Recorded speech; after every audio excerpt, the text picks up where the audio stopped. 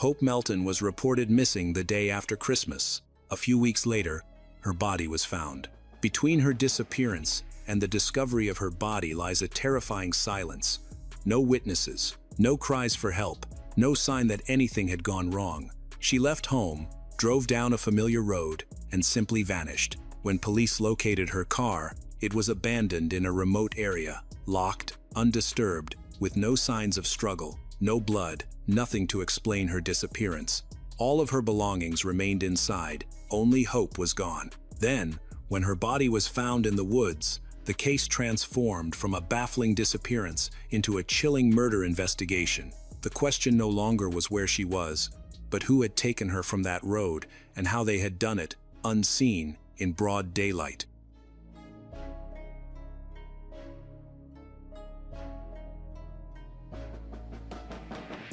The call comes in the afternoon, quiet and ordinary.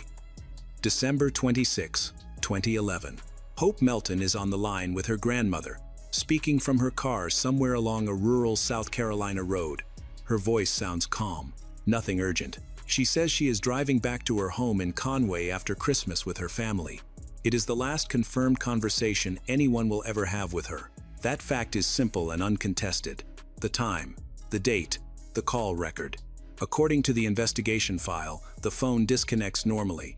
No distress signal, no raised voice, just an ending, and then silence. Hope Melton is 27 years old and lives alone. She has a job and stays in contact with her family. She isn't the type to vanish without a word. So, when she doesn't come home that night, no one worries at first. Travel can be delayed by long distances, dead phone batteries, or bad weather. However, as the hours turn into a full day, concern begins to grow. By December 27, family members begin calling again and again. The phone no longer rings, it goes straight to voicemail. That change is noted later by investigators as a key behavioral break. A device that had been active is now unreachable. Something has altered the pattern. Hope's family reports her missing to law enforcement. Officers take down details, her car, her route, the last call. They mark the timeline starting with that brief conversation. It becomes the anchor point. Everything before it is known. Everything after it is uncertain. Hope's car is a white Pontiac G6. According to traffic data and gas station receipts reviewed later, she had been traveling alone. No confirmed passengers. No known conflicts that day. No messages suggesting fear. The absence of warning becomes part of the mystery. In the days that follow, investigators begin retracing the route Hope likely took. They canvass gas stations. They ask for surveillance footage. They drive the same roads. The landscape is wide and quiet. Pine trees, long stretches without witnesses. A place where someone can vanish without noise. Everyone is waiting, hoping Hope Melton isn't harmed. Officially, she's still just a missing person. But with each passing hour, the situation looks more and more grim. The last call is not dramatic. That is what makes it unsettling. It offers no explanation, no clue. Just a timestamp and a voice that fades. If nothing was wrong when Hope Melton hung up the phone, then what happened in the minutes that followed? Hope Melton, before becoming a missing person case, led a predictable life. She lived in the small, familiar city of Conway, South Carolina, and worked as a waitress. People who knew her described her as reliable. She was punctual and responsive. When she disappeared, investigators found no clear warning signs. There were no recent violent breakups, sudden money gains, or reported threats to explain her disappearance. This lack of obvious risk factors only deepened the mystery. Hope is close to her family, especially her grandmother. Phone records later confirm regular contact. Nothing in the days leading up to December 26 suggests she is preparing to leave or disappear. She has plans, shifts to work, personal belongings left at home. According to the investigation file, there is no packed luggage, no farewell messages, and no withdrawals from her bank account after she vanishes. On Christmas Day, she visits relatives. It is unremarkable. No arguments reported. No witnesses describe tension. The next day, she gets into her car and drives back toward Conway. This is not a long journey. It is a route she knows. One she has driven before. The deviation happens quietly. She does not arrive. As police begin assembling her background, they find no indication she was seeking new connections. Her social circle is small, familiar faces, co-workers, family.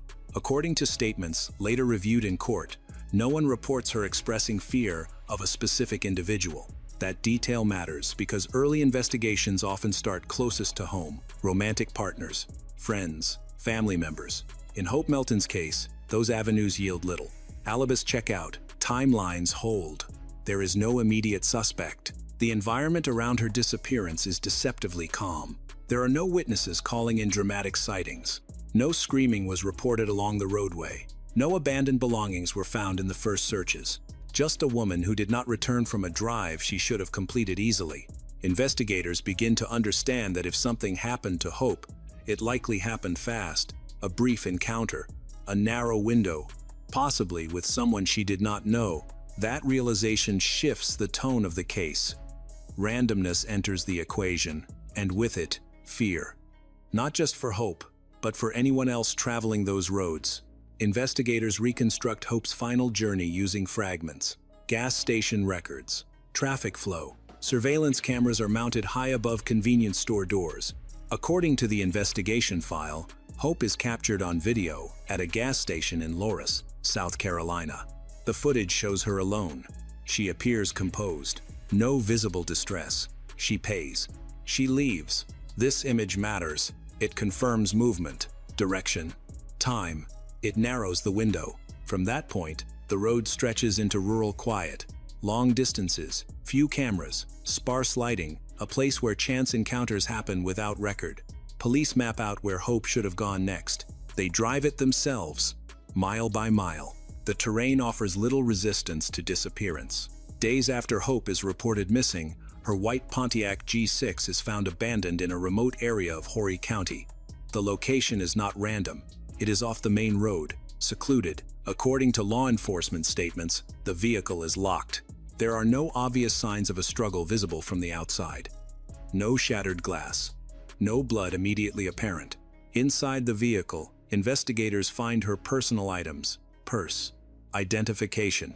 According to police reports, nothing suggests she planned to leave the car voluntarily and walk away. Her phone is not recovered with the vehicle. The broken road is not just physical. It is narrative.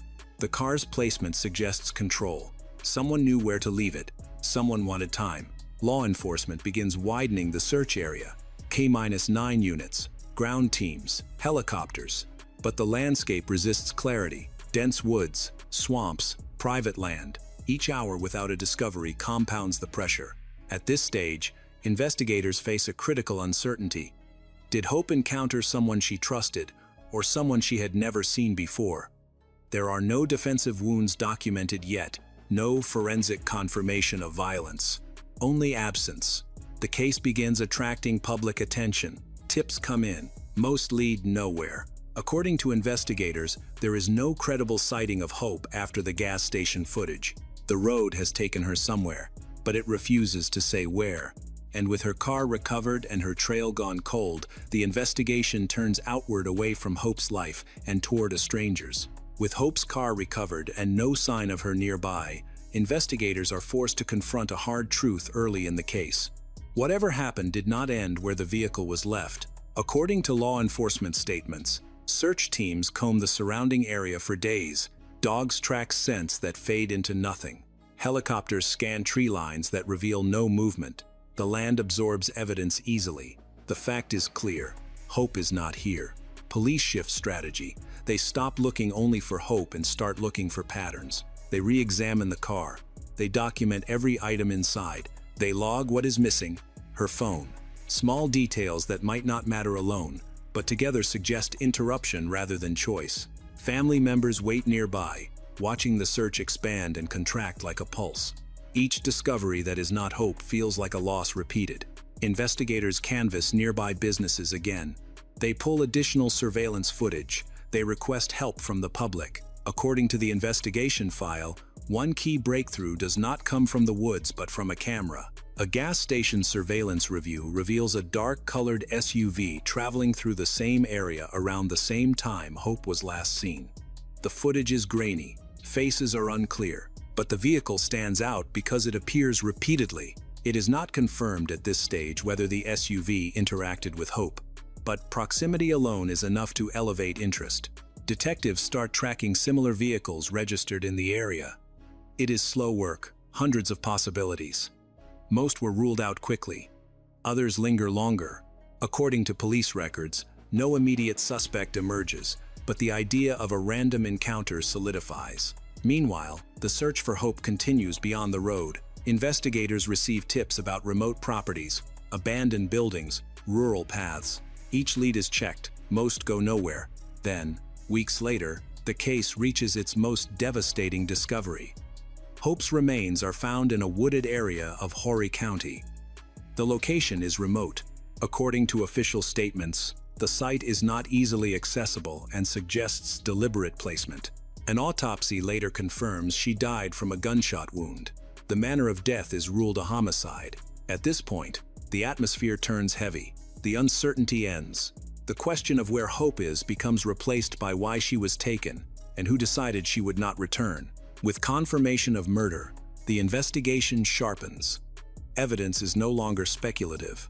It demands a name, and somewhere in the system vehicle records, surveillance footage, witness memory, that name already exists. Who was behind the wheel of that SUV? After Hope's remains are identified and the case is officially classified as homicide, detectives return to the evidence already collected. They look again at the surveillance footage, the dark SUV, the timing, the repeated appearances. According to the investigation file, the vehicle is not just passing through. It lingers within the same corridor Hope traveled. That pattern matters. Investigators begin matching vehicle descriptions against registration records in the region. Make, model, color, prior stops.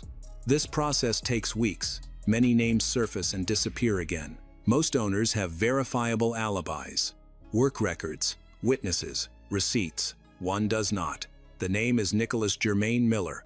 Miller is 22 years old at the time. He lives in the area. He owns a dark-colored SUV consistent with the one seen on camera. According to law enforcement statements, his movements on December 26 do not fully account for the window when Hope Melton vanished. Gaps appear. Small, but significant. Detectives bring him in for questioning. At first, Miller denies involvement. He acknowledges being in the area but claims he did not encounter Hope. This is not unusual.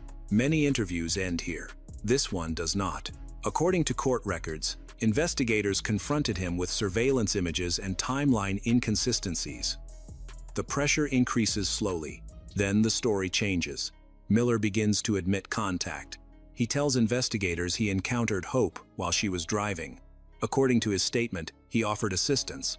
What happens next is reconstructed through confession, physical evidence, and later forensic confirmation. Prosecutors state that Miller abducted Hope, drove her to a remote location, and shot her. This is the first moment the case fully pivots. The disappearance is no longer ambiguous. It is targeted, violent, final. Investigators corroborate Miller's confession with physical evidence. Ballistics, location consistency, surveillance alignment. According to the prosecution, the account matches what is known and fills in what was missing. Miller is arrested and charged with murder and kidnapping. For Hope Melton's family, the emergence of a suspect does not bring relief. It brings clarity without comfort. The randomness they feared is confirmed. There was no long-standing connection, no warning signs, just proximity and opportunity. Once Nicholas Jermaine Miller is in custody, the investigation stops expanding and begins closing in on itself. Loose ends are tied. Statements are formalized. Evidence is logged for the court. According to prosecutors, Miller's confession becomes the spine of the case, but it is not treated as sufficient on its own. Every detail is tested against what can be proven. The facts align, the route, the timing, the location where Hope's body was found. Ballistic evidence confirms the cause of death as a gunshot wound.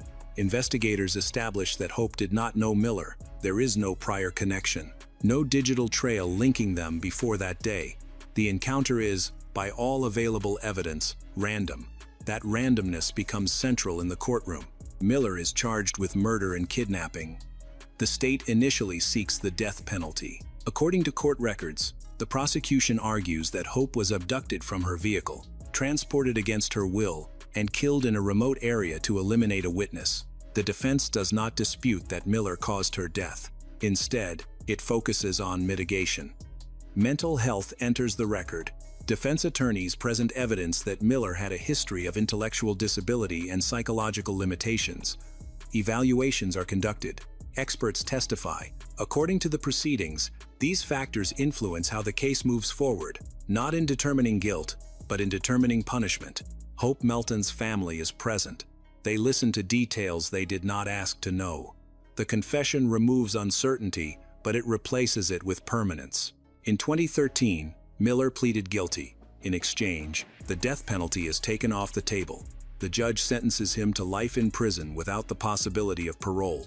There is no dramatic verdict moment, no jury deliberation climax. The outcome is procedural, final.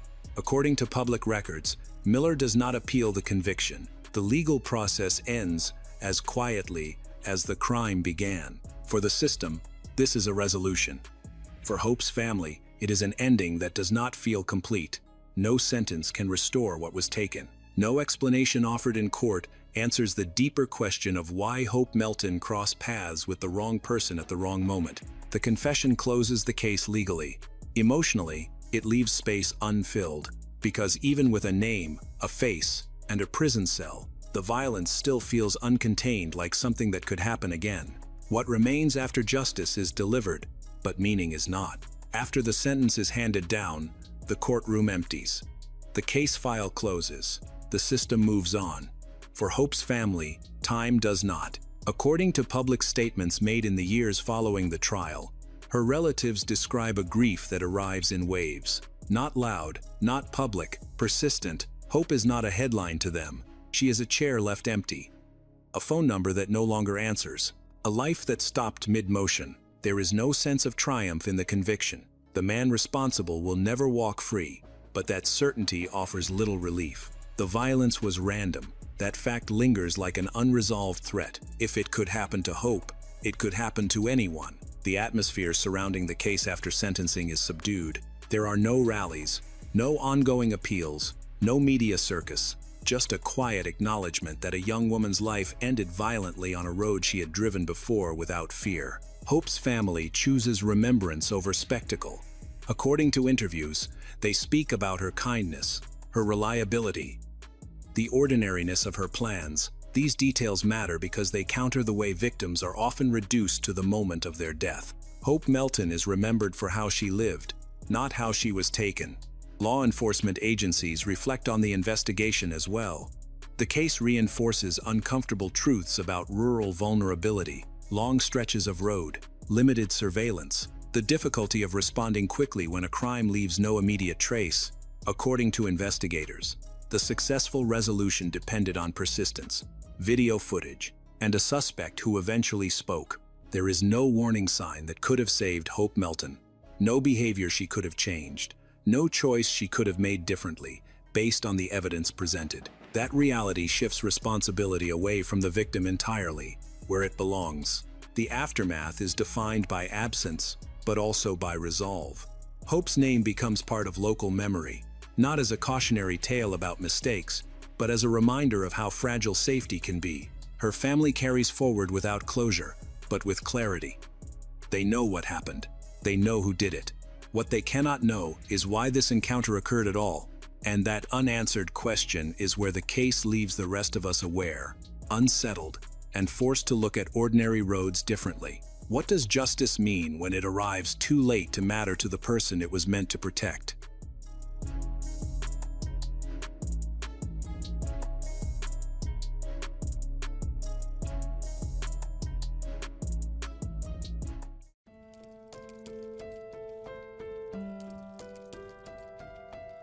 In every peaceful town, behind every perfect family portrait, there can be a story no one dares to imagine. It was one of those quiet Italian communities where the days felt predictable, the streets felt safe, and the Del Grande family appeared to be everything a household should be. Hardworking, respected, united, but behind the walls of their elegant home, something far more sinister had been growing for years. An emotional storm centered around one troubled son, and on a cold January night in 1998, that storm finally erupted, leaving a trail of devastation that shook Italy to its core. This is the story of Elia Del Grande, the man who would turn his family home into a massacre scene.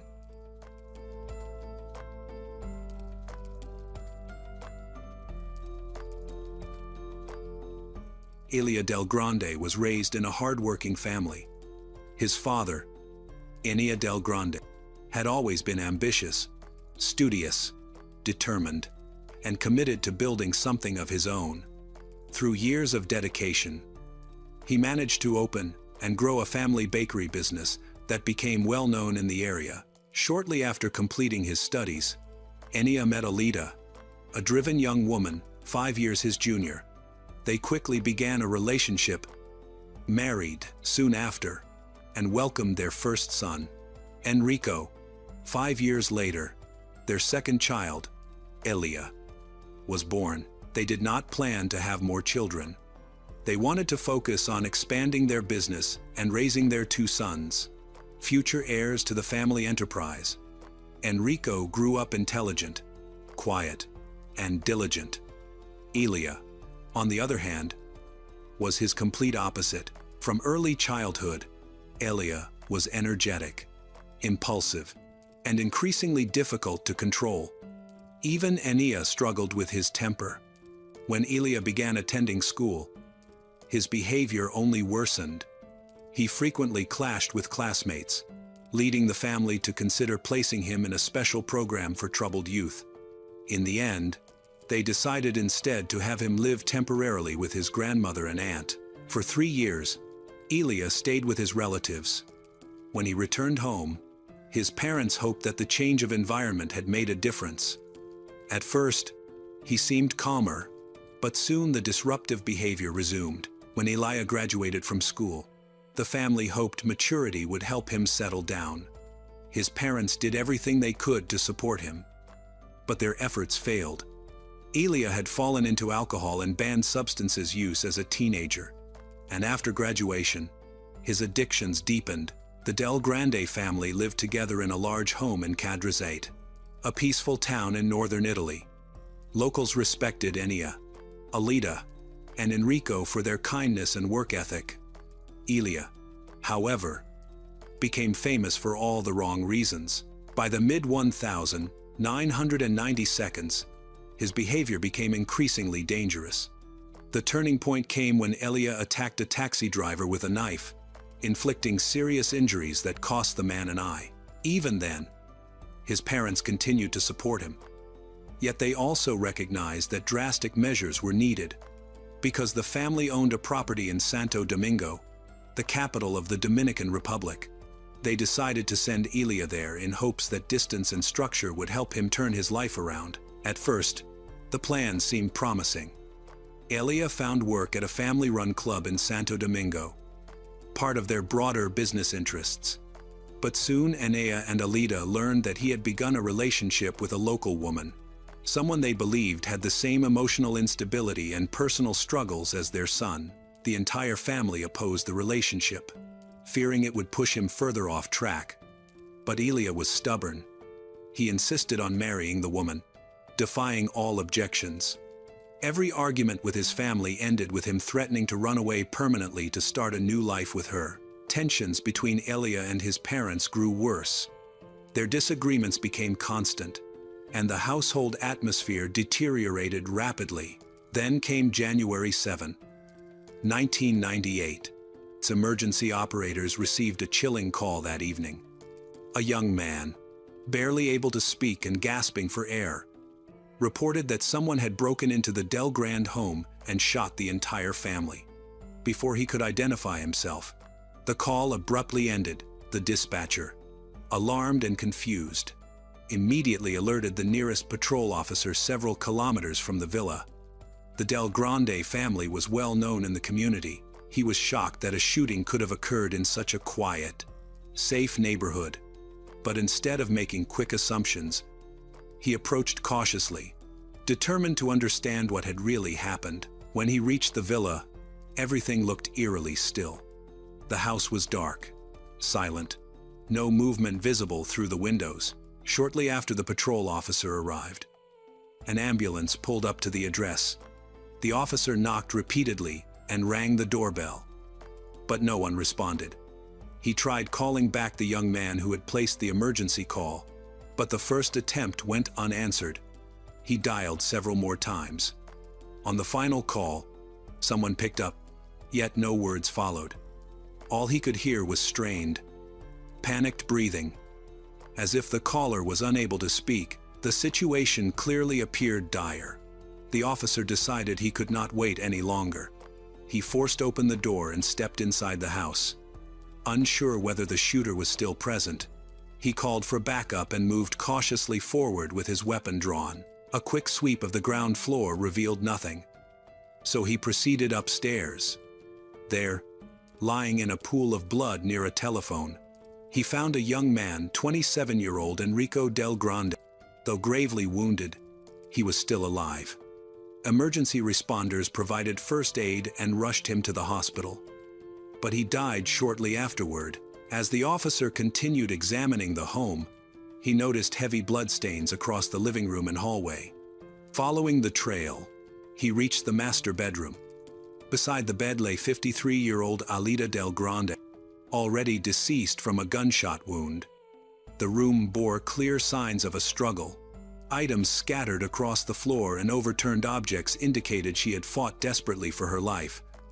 But to no avail. The search continued through the villa until the officer reached the garage. There, next to the family car, he found the body of 58-year-old Enea Del Grande, the patriarch of the family. He had been shot multiple times in the back and head. He had died before help arrived. One person, however, was missing.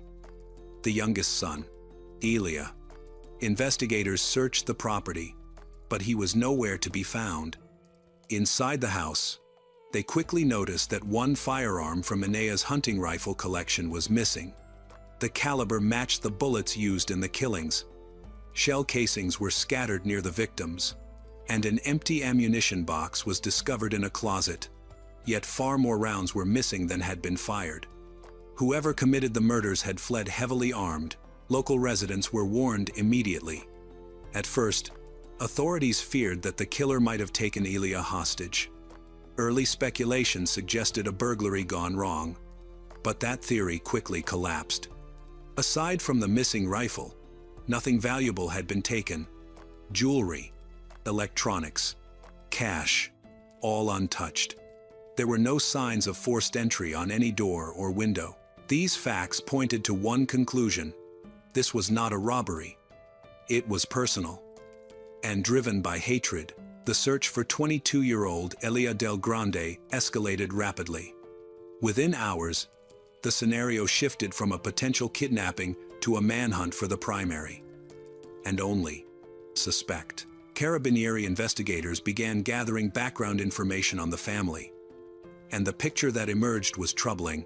These suspicions were reinforced when investigators confirmed Elia had a previous criminal record for a particularly brutal incident involving a taxi driver.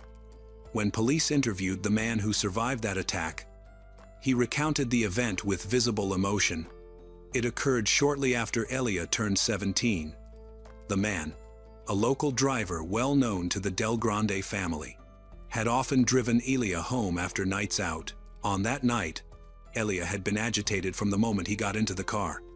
The driver, familiar with Elia's volatile temper, tried not to provoke him and remained silent. It made no difference.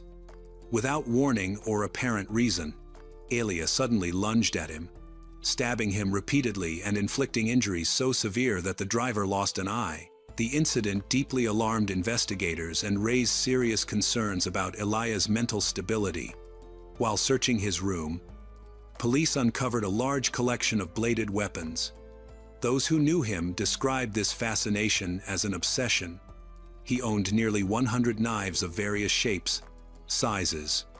Former classmates and teachers recalled him as impulsive, easily provoked, frequently involved in conflicts both inside and outside of school. He also gravitated toward extremist circles and was known to have associated with a group of local skinheads. Investigators soon discovered that the Del Grande family had tried everything to help him, yet nothing seemed to make a lasting difference. In an effort to pull their son out of his downward spiral, his parents eventually made a drastic decision. They sent Elia to Santo Domingo. The family owned several properties there, including a nightclub that was popular with locals. They believed that distancing him from the troubled friendships he had formed in Italy would give him a fresh start.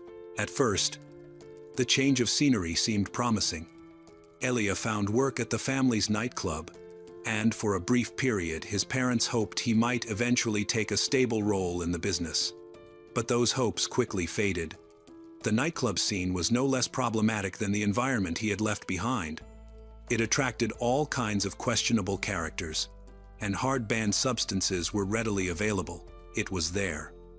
Investigators believe that Elia, who had previously used only softer substances, began experimenting with much more dangerous ones. Even worse, he soon became involved with a young Dominican woman who works as an escort, servicing truck drivers. Instead of keeping his distance, Elia became infatuated with her and immersed himself in a chaotic lifestyle. Elia began financially supporting the woman, hoping she might leave escort. He paid for everything: her food, rent, clothing, and mounting personal debts. Month after month, he poured more money into the relationship. For Elia, his obsession with the young woman soon became as consuming as his fascination with weapons. Initially, he tried to hide the relationship from his family, but they quickly noticed that Elia's spending had spiraled out of control. He was wasting large sums not only on the woman but also on prohibited substances and other illegal activities. Concerned, his older brother Enrico traveled to Santo Domingo to confront him. When Enrico discovered the full extent of the situation, he immediately informed their parents. They insisted Elia return to Italy. But by then he refused to leave the Dominican Republic. Tensions within the family escalated. After Enrico's failed attempt to bring Elia home, Elia wrote an angry letter in which he openly expressed contempt for his parents and hinted that things would end badly if they continued interfering in his life. Still, the Del Grande family was determined. Shortly before Christmas 1997, they finally convinced Elia to return to Italy. But once he arrived back home, arguments resumed almost immediately, always revolving around the same topic: the woman from Santo Domingo. No one in the family wanted her entering their lives or their home. The hostility continued to grow, and Elia's resentment intensified. According to the reconstructed timeline, on the evening of January 6, 1998, Elia and his parents went to a local pizzeria for dinner. There, he once again brought up his desire to return to the Dominican Republic to marry the woman.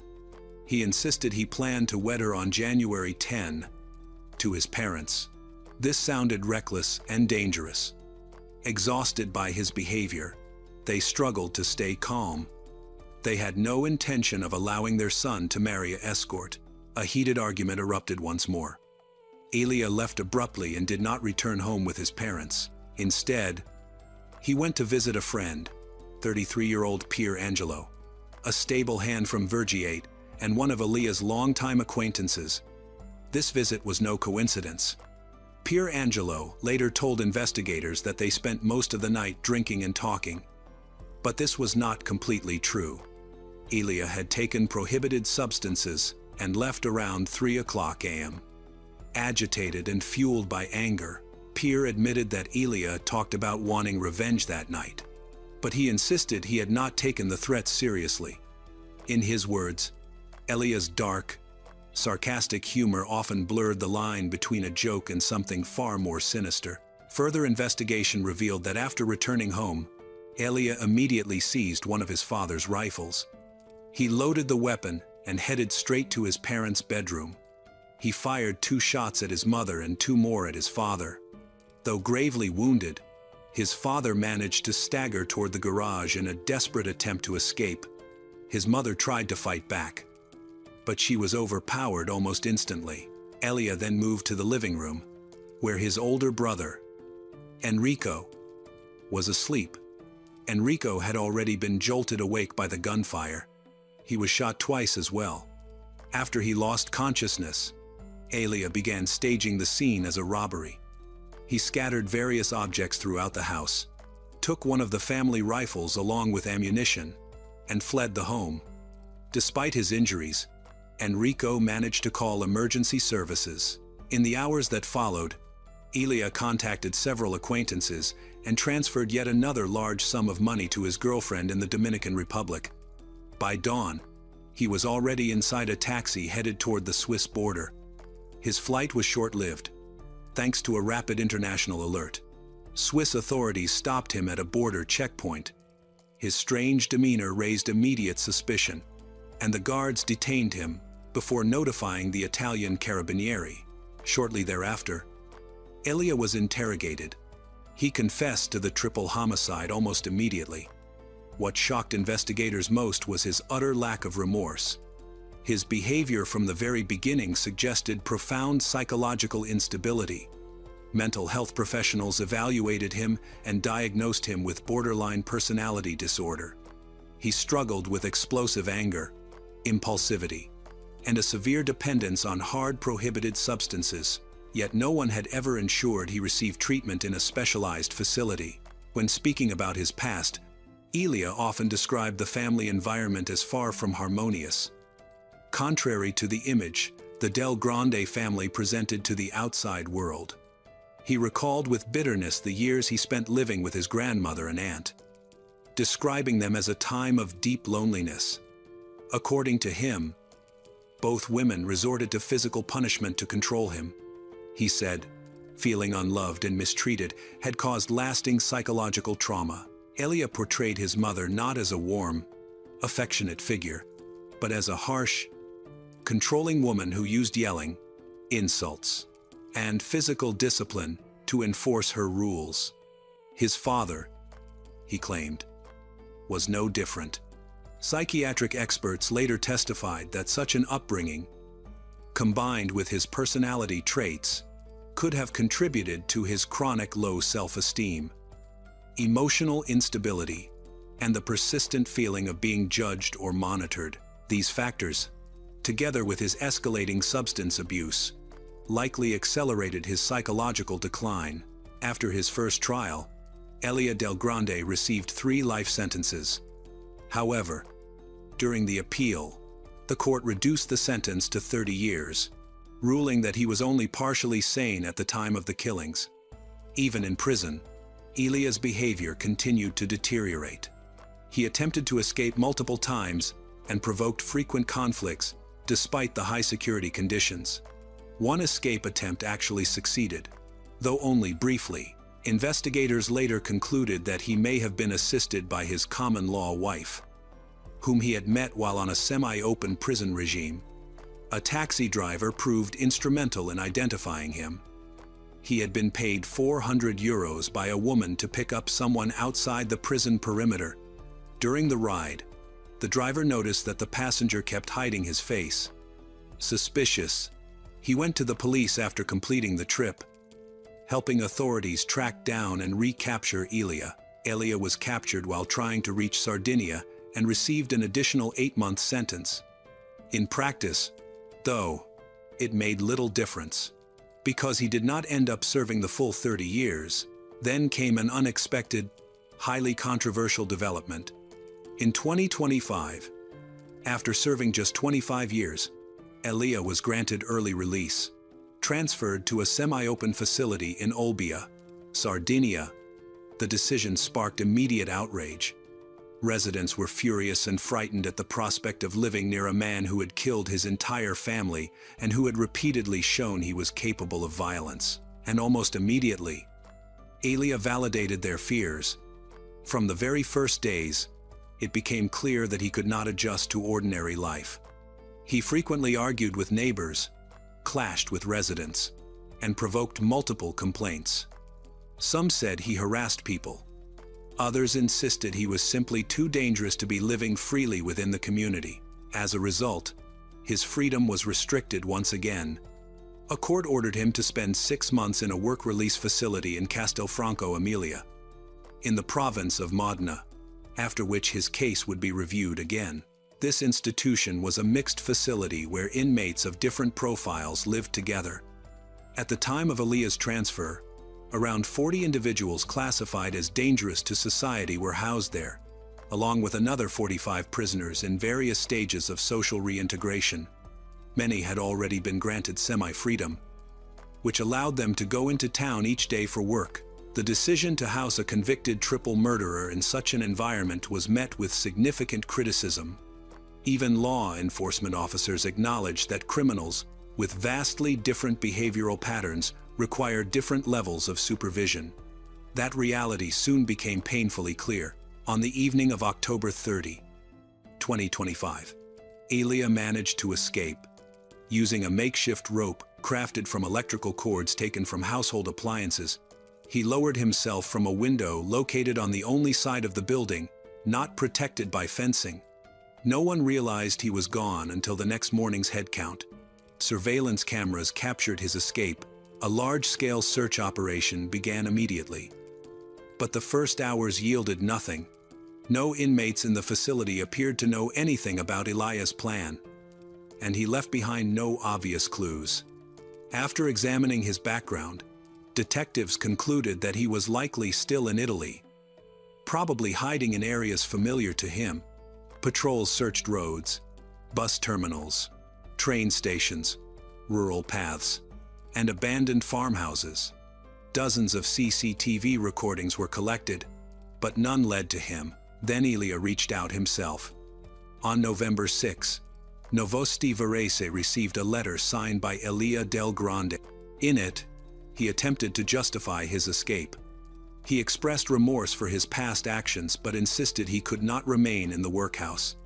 He criticized the reintegration facility, describing it as a poor imitation of a real prison, one that lacked meaningful rehabilitation programs. He claimed that psychotropic medications and prohibited substances circulated freely inside, and that many inmates were forced to remain far longer than necessary simply because they had no home or family waiting for them outside. According to Elia, his escape was not an attempt to avoid punishment, but a choice driven by desperation, a way to spend the rest of his life in a more peaceful place. The letter ignited nationwide debate. On one hand, complaints about such institutions had existed for years. On the other, a man who had murdered his entire family was openly on the run and considered extremely dangerous. Authorities intensified their search. Eventually, investigators traced Elia to Lake Monate.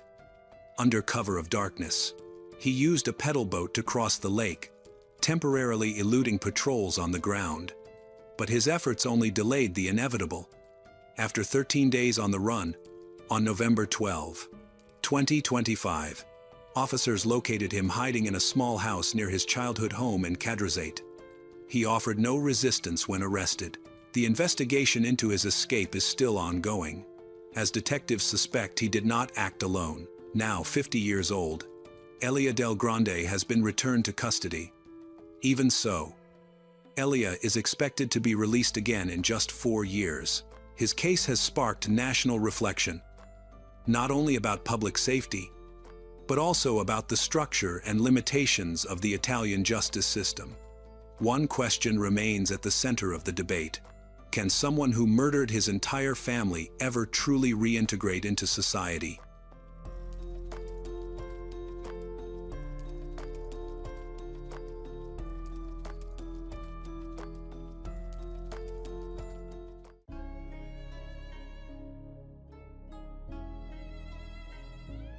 Daphne Huard-Boudreau was born in 1998 in Quebec, Canada. While she was still in school, her parents separated, so she spent her childhood in 2 homes. Despite the divorce, both parents remained present in her life. From an early age, Daphne was adaptable, empathetic, and remarkably skilled at soothing conflicts. She longed for harmony in her family, friendships, and relationships. Even as a teenager, she expressed dreams of working in psychology and helping people who struggled emotionally. By age 18, Daphne had graduated high school and was preparing for the next stage, choosing her profession and living independently. She already had a part-time job at a small store to feel financially free. On the outside, she seemed confident, but those close to her knew she was fragile. Anthony Pratelops, on the other hand, was born in Quebec but was placed under youth protection almost immediately after birth. By the age of 18 months, he had already lived in 3 different foster homes. He had been taken from his biological parents due to severe neglect, lack of basic care, and developmental risks. These early traumas left deep, lasting wounds. Later evaluations concluded that his capacity to form healthy emotional attachments had been severely damaged, though social services attempted to give him stability. The constant upheaval during critical years only worsened his condition. His early development was marked by explosive aggression, unpredictable behavior. Even in preschool, he struggled to form bonds with other children. He was distrustful, tense around adults, perceived emotional closeness as a threat. As a teenager, teachers complained about his behavior, and youth workers noticed he often had difficulty communicating. Beneath his anger was a profound fear of abandonment, a fear that shaped every relationship he entered, making them unstable from the beginning. For him, breakups were not a normal part of life. They were catastrophic losses. As he grew older, he became better at hiding his inner volatility, but he never learned to manage it. Outwardly, he seemed quiet and reserved, but inside, he remained the same frightened child who never understood why he had been given away and what he needed to do to prevent it from happening again. This emotional immaturity, hidden behind an adult facade, made his reactions unpredictable. As an adult, he had numerous encounters with law enforcement. Erratic behavior, disregard for rules, and hostility toward those in authority. Police records noted that he could react dangerously in stressful situations and recommended caution when dealing with him. Though these warnings resulted in no long-term supervision or structured support, in February 2015, Daphne met Anthony. She was 16, he was 20. The connection quickly developed into a romantic relationship. Daphne was finishing high school and still uncertain about her long-term plans. Yet she yearned for independence and the feeling of entering adulthood. To her, dating an older man seemed like a step toward maturity. Anthony was very attentive. He messaged, called her often, inviting her places. In the beginning, he appeared caring, invested, almost overly devoted. For Daphne, who naturally trusted others and always tried to see the good in people, his attention felt genuine. To those around them, the relationship appeared harmless at first. Few noticed the subtle red flags that were already forming beneath the surface. Daphne's parents had been uneasy about Anthony from the very beginning. He rarely visited their home, and when he did, he appeared guarded, tense, uncomfortable. Still, they chose not to forbid the relationship outright. Daphne was no longer a child, and they wanted to respect her autonomy. Believing she was capable of making her own choices, she reassured them repeatedly that everything was fine, leaving out the more troubling aspects of the relationship. For the first few months, things seemed calm. They spent time together, made plans for the future. Anthony pushed the idea that once Daphne turned 18, they should get their own apartment and live together. He insisted they were ready to be independent, that they could handle adult life as a team. Although she hesitated, Daphne slowly gave in.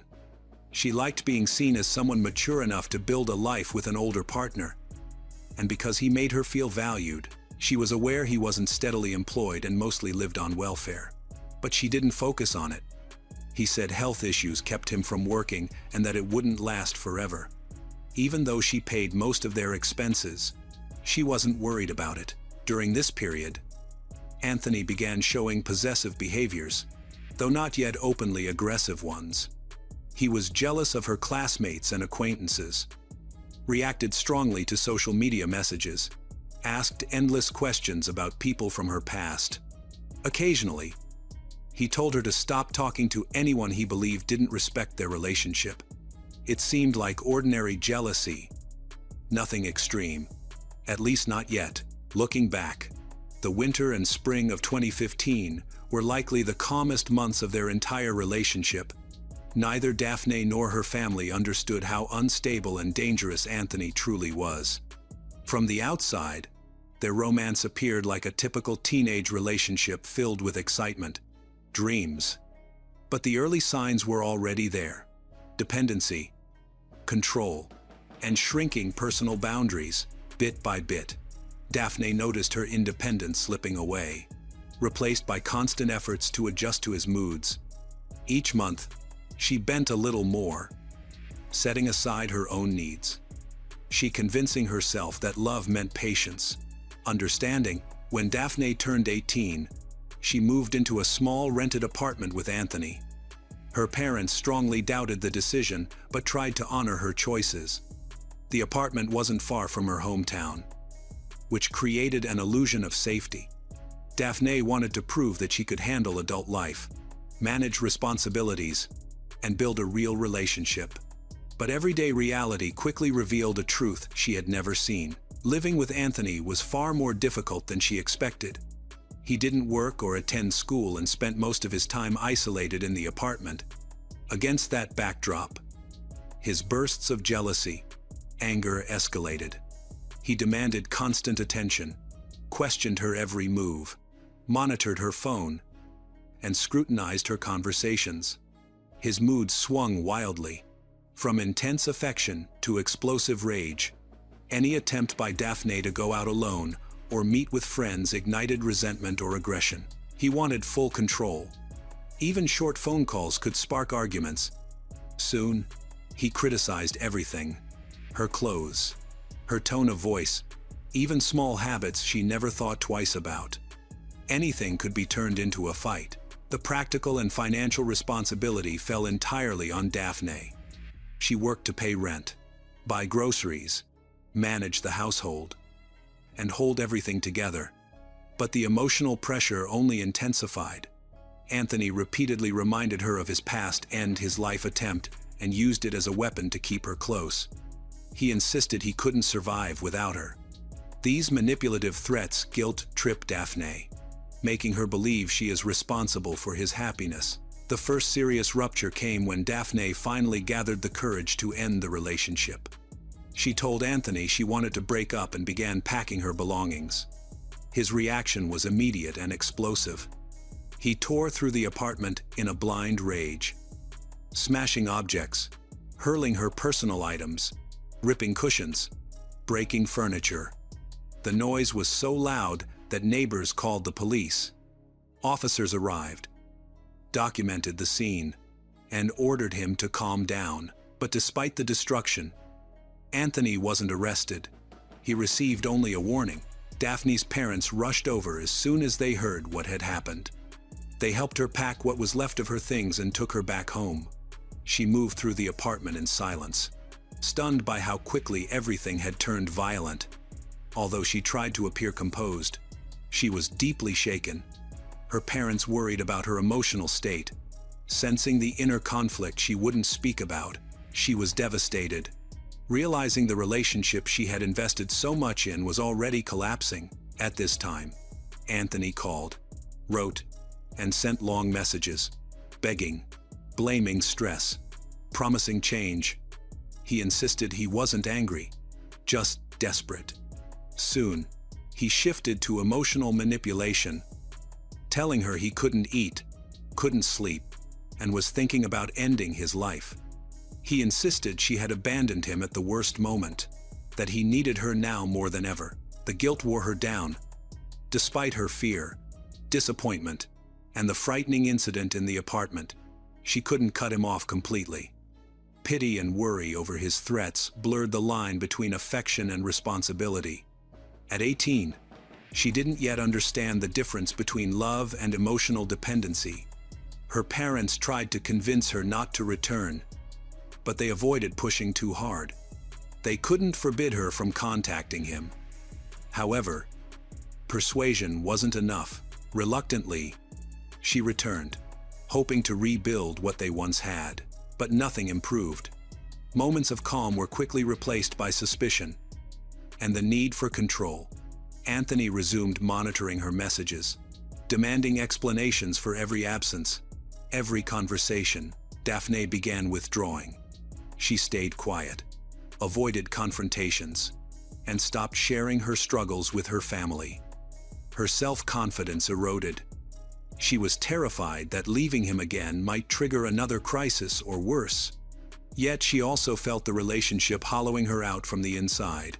Anthony sensed he was regaining power. He no longer needed visible aggression. His tactics shifted toward dependency. He used insults, silent treatments, and accusations of betrayal. Whenever she tried to express a thought or assert herself, he turned it into an attack.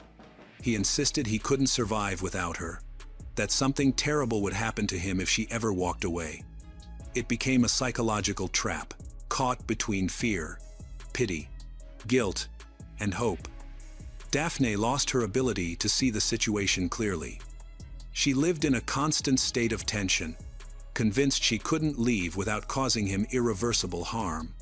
Her attempt to save someone she cared about slowly cost her control over her own life. In March 2017, Daphne is determined to end her relationship with Anthony.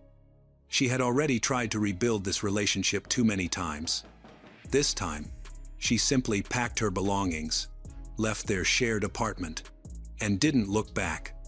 For the next few days, she alternated between her mother's home and her father's, taking advantage of their separate households to avoid staying in one place for too long. Anthony refused to accept that the breakup was final. To him, this was just another temporary withdrawal, something she had done before and eventually reversed. He continued sending her messages every day, shifting between desperate pleas for her to come back and angry accusations of betrayal. He called repeatedly, but Daphne never answered. When he could no longer reach her directly, he began contacting her parents, texting her mother to ask where she was. But he received no reply. Soon, he turned to her friends and acquaintances, asking if they knew where she was staying. He monitored her social media activity, checking when she appeared online. His efforts to reach her became increasingly intrusive.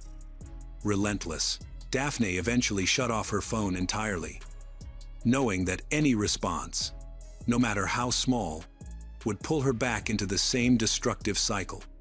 Anthony then began using intermediaries. He asked acquaintances to drive past her parents' homes to check if her car was there, searched for any opportunity to corner her into a meeting. Her silence wasn't a rejection in his eyes. It was merely a temporary obstacle he needed to overcome. Around this time, Anthony discovered that Daphne had begun seeing another young man, Alexis, her co-worker. He didn't know the details, but the idea alone was enough to push him into a dangerous emotional spiral. He felt humiliated, abandoned, and replaced. To him, Daphne hadn't simply left. She had betrayed him.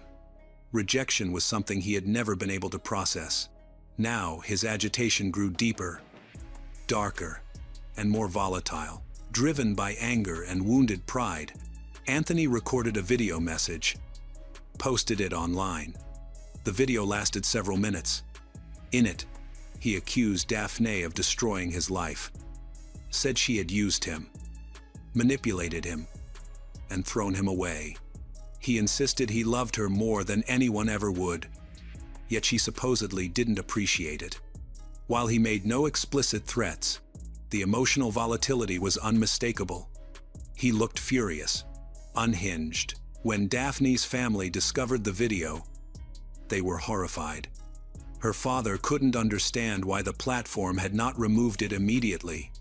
To see the man who terrified his daughter publicly attacking her, without consequence, was deeply unsettling. But more importantly, the video exposed the truth. Anthony was in a dangerous mental state, driven by obsession, jealousy. In the final days before the tragedy, fear hovered over everything. Daphne sensed that Anthony wanted to confront her, but she tried not to show it. She didn't want to frighten her parents or burden them with her anxiety. She believed that staying calm, not reacting, and keeping her distance would prevent him from escalating. She didn't know how far he was willing to go. On the cold, snowy night of March 20, 2017, Anthony made his move. Around 11 o'clock p.m., he left his home in Saint-Jean-sur-Richelieu and began walking toward Boucherville, where Daphne was staying with her father. He had no car, so he trudged through freezing temperatures and unplowed streets on foot. The walk took nearly 2 hours. This wasn't an impulsive decision. Around 1 o'clock a.m., he arrived at the property. Keeping out of sight, he slipped into the back seat of a car parked in the driveway. It wasn't Daphne's own vehicle. It was her mother's car, lent to her while hers was being repaired. Anthony knew she would drive this car to work in the morning. Around 10:30 a.m. on March 21, 2017, Daphne quietly stepped out of her father's house to head to work. She walked toward the car her mother had lent her, only to freeze when she opened the door. Anthony was sitting in the back seat, motionless, waiting. He said he only wanted to talk. He repeated that they needed to clear things up, refusing to leave the car. Shocked and already running late for her shift, Daphne tried calmly asking him to get out, but he wouldn't move. Unable to force him out and wanting to avoid escalation, she got behind the wheel, drove, with Anthony silently riding along in the back seat. He didn't touch her. He didn't raise his voice. But Daphne felt the tension, his hidden intentions. When they arrived at the small grocery store where she worked, Daphne quickly got out of the car and went inside. Anthony followed her. Her co-workers immediately noticed his behavior. Tense, fixated, standing too close, watching her every move. The atmosphere grew increasingly unsettling, concerned. Her colleagues called the police. Officers arrived shortly afterward and confirmed that Anthony's behavior was intrusive, worrisome. They separated him from Daphne, escorted him outside, and spoke with him privately. He didn't show aggression, but he was clearly emotionally unstable. When officers asked if she wanted to file a complaint, Daphne declined. She insisted she wasn't afraid, that he hadn't laid a hand on her, hadn't threatened her, that she didn't want to escalate the situation. She told them she had everything under control. So the police issued only a verbal warning. Anthony then called a taxi and left. Afterward, Daphne returned to her shift, exhausted but determined to keep going. She wanted to believe it was over, that this was just another unpleasant episode she would eventually move past. She didn't consider herself in danger, but for Anthony, that morning was not the end. It was preparation. He had not let go. Over the next hours, Daphne stuck to her strategy of silent distance, thinking that if she ignored him and refused to react, he would eventually give up. The next day, March 22, 2017, Daphne decided to go to Anthony's apartment to collect the last of her belongings. What drove her to act was fear for her pets, her cat and 2 lizards. She worried he might neglect them or harm them out of spite. Before leaving, she went to the police station. She explained her situation, told them she needed to pick up her things, and admitted she didn't feel safe. Because Anthony was already known to police for instability, the officer she spoke to strongly advised her not to go alone. A female officer was assigned to quietly accompany her, following in a separate vehicle so as not to provoke Anthony but still close enough to intervene if necessary. They arrived at the building around noon. As Daphne entered the building, the policewoman waited outside. After waiting longer than expected without seeing Daphne return, the policewoman quickly followed. However, she mistakenly entered the wrong section of the complex. After several minutes of double-checking the address, she finally found the correct entrance and floor. Unfortunately, this delay had serious consequences. When she got to the apartment door, everything was silent. She knocked, but no one answered. Then, she saw a shadow move behind the glass, and a man's voice said, "Arrest me." The door opened. Anthony stood there, expression blank, hands soaked in blood. "This isn't my blood," he said flatly. The officer immediately ordered him to step out. He complied without resistance. His demeanor was eerily calm. The officer called for backup and an ambulance, then entered the apartment. It was silent inside. Near the stairs, she found Daphne's body on the floor. She was dead.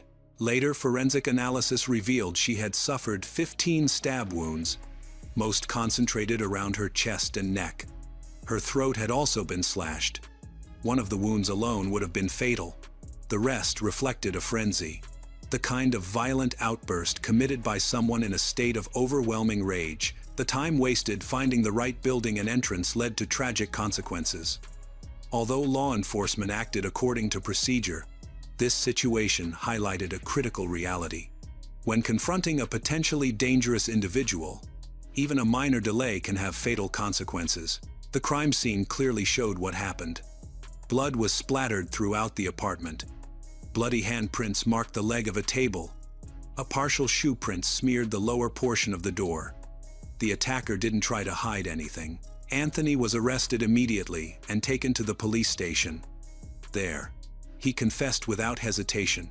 He did not deny what he had done, nor did he attempt to justify it. He said only that he had crossed a line and that it happened fast.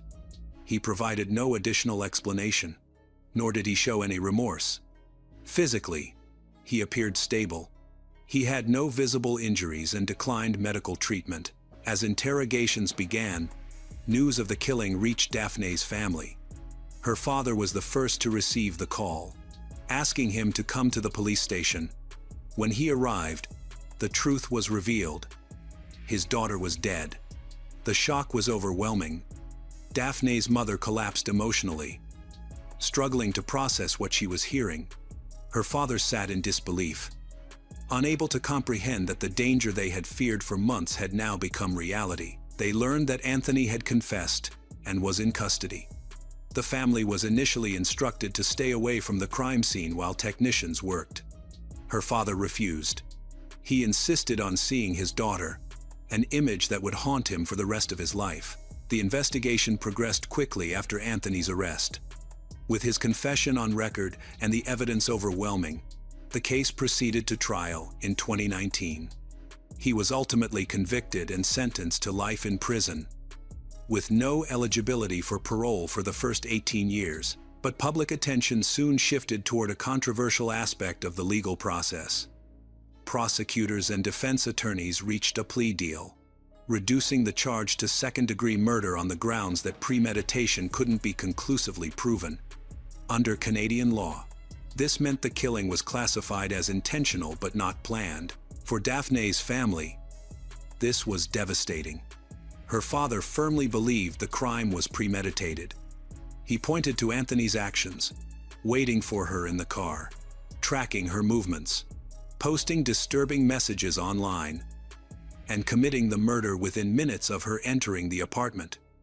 None of this, he argued, aligned with a spontaneous crime of passion. To him, these were unmistakable signs of preparation, of first-degree murder. After the funeral, the family sought support from the Crime Victims' Compensation Office to cope with the emotional and financial impact of their loss. But their initial application was rejected. According to the agency, since the parents had not been physically harmed themselves, they were not considered direct victims under the law and were therefore not eligible for compensation. The family appealed the decision, and after a lengthy process, the appeal was successful. The original decision was overturned. The parents received some compensation, primarily to help with the costs of psychological counseling and lost wages. While the amount of money was not large, it marked an acknowledgement that the system recognized the weight of their loss. At the same time, public attention turned sharply toward the question of police responsibility. The actions of the officers involved on the day of the murder were scrutinized in both media and community discussions. One officer, the one tasked with escorting Daphne to collect her belongings, had mistakenly entered the wrong building and lost several crucial minutes. The second officer, the one who spoke to Daphne on the day of the workplace incident, did not insist on formal accompaniment, even though Anthony's escalating behavior clearly warranted greater protection. Both officers were summoned for a professional ethics review. After internal hearings, neither faced disciplinary consequences. Officially, their actions did not constitute a breach of protocol. For Daphne's family, and especially her father, the outcome was enraging. He publicly condemned the decision, stating that the police had gravely underestimated the risk. Anthony was already known to authorities as emotionally unstable and potentially dangerous. His stalking, his obsessive messages, the online video, and his aggressive behavior at Daphne's workplace were unmistakable warning signs. In the father's view, every one of those signs had been minimized until it was too late. For Daphne's loved ones, the pain has not faded with time. They lost a daughter in the most violent way imaginable, and then had to fight for acknowledgement that her death was not an unavoidable tragedy, but a preventable one. No link in the chain, police, prosecutors, or social services, took responsibility. Daphne's story became a stark symbol in Quebec of how the line between psychological abuse and imminent danger is too often ignored. It is a reminder of how hesitation, procedural gaps, and institutional subjectivity can create deadly consequences.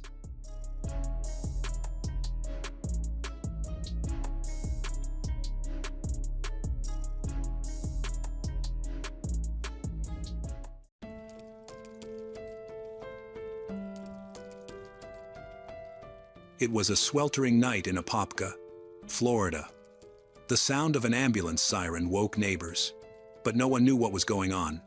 When police arrived, they found a woman sitting on her doorstep, covered in cuts and holding a blood-soaked towel against her chest. She told officers she had shot a man in self-defense. Inside the house, police discovered his body.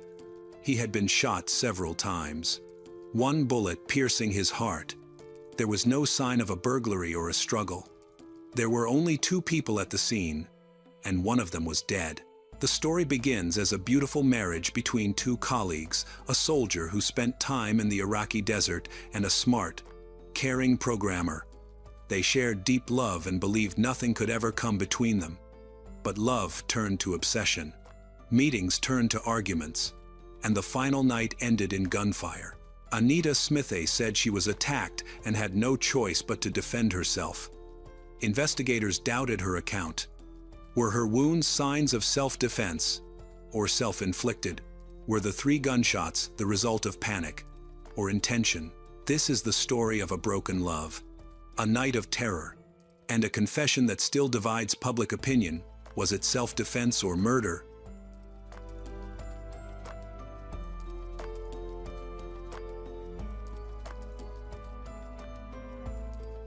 Anita Smithay lived in Apopka, Florida, USA, and had 2 children from her first marriage.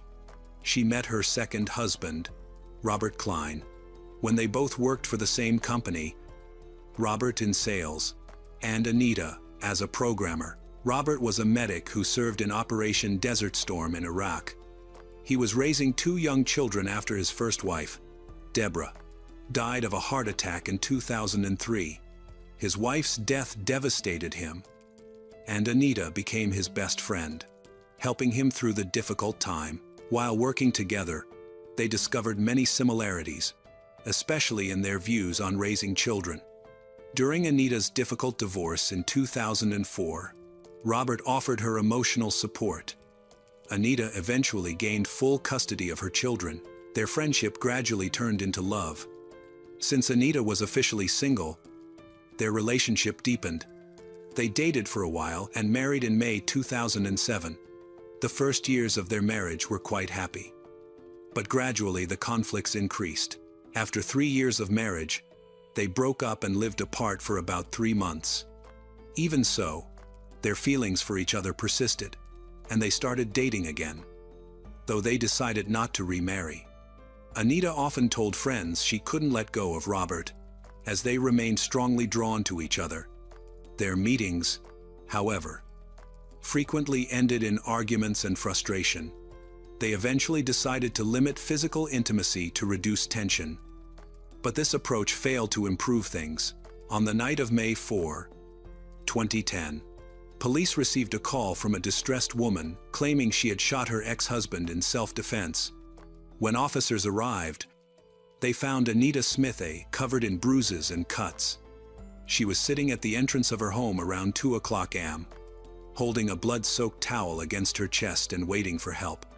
Her injuries included a forehead bruise, a chipped tooth, cuts on her neck and face, and split lips. Inside the house, Robert's body was found. He had multiple gunshot wounds, one of which had struck his heart and proved fatal. At 4:38 a.m., an officer visited Anita in the hospital to question her. While the incident was initially considered self-defense, further investigation was needed to confirm the details. Although still in shock, Anita agreed to talk. She said Robert had come to spend the evening with her, offering her a drink. And the two had been intimate. They had agreed he would leave afterward. But he stayed late. When Anita asked him to go home, fearing their night would again end in conflict, he refused. An argument broke out, likely intensified by alcohol. Robert allegedly attacked her, pushing her onto the bed and pinning her down. He demanded they get back together. Anita tried to calm him and asked him to leave, but he refused. Although they continued meeting, she did not want to remarry him. In a fit of rage, he allegedly stabbed her several times and then held a knife to her throat. She resisted and tried to calm him down, reminding him that the police would hold him responsible if she died. Robert did not seem to mind. He insisted that the detectives would be unable to prove anything because he had a solid alibi. He said he left after the children were asleep, and they could confirm that he was home all night. The argument escalated. When Anita refused to yield and insisted on ending their relationship, Robert slapped her again. The blow caused her to lose a tooth and tear her lip. Still not satisfied, Robert tries to abuse Anita. In panic, she grabbed the pistol she kept in her nightstand and shot him. On the surface, it looked like a typical case of self-defense, but many details were unclear. Anita was questioned 2 hours after the incident, and due to shock, her memory of the event seemed uncertain. The police postponed further questioning until she had calmed down. Meanwhile, the forensic team examined the scene and quickly discovered many irregularities. Anita's statement was inconsistent in many places. The next morning, when asked again, she said that the confusion was due to shock. But in her account, several details had changed. Although she still claimed self-defense, she seemed to be trying to rearrange the facts in her favor. Veteran detectives had seen similar behavior when an offender tries to appear as the victim. Anita reiterated that she was assaulted by Robert but expanded her testimony to include more information about their relationship. She said they had separated 3 months earlier because of Robert's hostile and aggressive behavior. According to her, Robert was also under financial stress. He had missed mortgage payments for nearly a year and unsuccessfully applied for a Department of Defense assistance program. Anita claimed these struggles fueled his anger, causing him to lash out, even at the children. She said he often belittled them and demanded they leave the house he saw as solely his. Despite both contributing equally during their marriage, Robert wanted complete ownership of the property, while Anita was seeking fair compensation. Her children from a previous marriage confirmed that Robert had been aggressive toward their mother, though they said they didn't feel emotionally pressured themselves. Robert's children, however, saw things differently. They said Anita provoked most of the conflicts. Robert's friends also denied he was aggressive, believing their split stemmed from personality clashes. Anita was described as lively and emotional, while Robert was seen as a calm, gentle giant. He was a large, athletic man but considered kind-hearted. text message analysis showed that Robert often sent Anita loving words and expressed his desire to mend the relationship. An acquaintance of Anita said she had complained about Robert's controlling tendencies. However, Anita had never reported domestic violence to the police. She said the first serious argument took place just before they broke up. From then on, Robert was often angry, threw things, punched walls, and screamed incessantly. When asked why she hadn't called the authorities, Anita said she was too afraid. She claimed Robert's outbursts terrified her, and that he once threatened her 13-year-old son, who tried to call emergency services. The boy was crying and scared, but Robert continued to torment them. Anita said she was afraid she wouldn't have enough time to call the police, so she thought it best to stay quiet. They left once Robert calmed down. Anita later decided not to report the incident because Robert begged her to keep it quiet. He was an insurance agent, and if he were prosecuted, he could lose his license, his job, and his income. What's noteworthy is that later conversations with Anita's children showed that they were not greatly affected. They had never been harmed by Robert. So some people believed that Anita was trying to pin the blame on him as a way to prove that she was the victim. After several serious arguments, the two divorced, but then started dating again. It was unclear who initiated the reunion. Anita insisted that Robert begged her to take him back, apologized repeatedly, and even behaved like a stalker. Robert's relatives, however, claimed it was Anita who wanted to rekindle the relationship. After moving out with her children, Anita allowed Robert to visit her home regularly. He came by weekly, sometimes several times a week. He seemed to be interested only in the physical. Although Anita didn't object, he continued to be violent. It all happened again on May 3 and 4, the day of the tragedy. While they argued, Anita tried to shoo him away, but he ignored her. A knife suddenly appeared in his hand, the handle wrapped in a napkin. Anita realized he was serious, because he held the knife in a way that would not leave fingerprints. Instead of calming down, Robert put a knife to her throat and abused her. In describing the attack, Anita mentioned details that investigators found suspicious, including his use of the napkin and the way their bodies were positioned. She said she lay beneath him on the bed as he held the knife to her throat. When Robert became distracted while reaching for lubricant, Anita retrieved a pistol from the top drawer of her nightstand and quietly placed it under his pillow. He didn't notice. After the assault ended, she pressed the pistol to his chest. Robert didn't resist. Instead, he collapsed onto her with his full weight, which she could not support. As she struggled under him, the gun discharged. Anita insisted the shooting was accidental. She claimed she had aimed at his stomach and that the weapon shifted when Robert tried to push it away. The bullet hit his heart, and he died instantly. Police began to suspect that it was not entirely self-defense. They reconstructed the scene, analyzed the location of the body and objects, and found many inconsistencies in Anita's story. They began to suspect that Anita might have inflicted her own knife wounds to make her account appear more credible. They found a small folding knife next to the bed where the shooting occurred. Anita's eldest son later claimed it was his own, which was odd, since his room was far from his mother's, and Anita had never mentioned that Robert had been there. Anita's eldest son also had no reason to leave a knife in his mother's room. Investigators reasoned that if Robert had really planned to harm Anita, he would have used a more accessible weapon, perhaps something from the kitchen or one of his own. Using her son's folding knife seemed improbable. The next issue in dispute was how many shots were actually fired. Although Anita claimed there had only been one, a ballistics analysis showed that 3 shots had been fired, 2 of which she never mentioned. It was also unclear when those 2 additional shots occurred. Notably, one of the bullets was blank and was determined to be the first shot.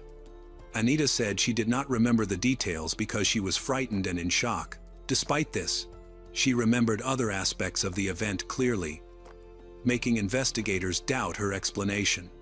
They began to suspect she was adjusting her story to fit a self-defense claim. Evidence, while circumstantial, started to suggest premeditation.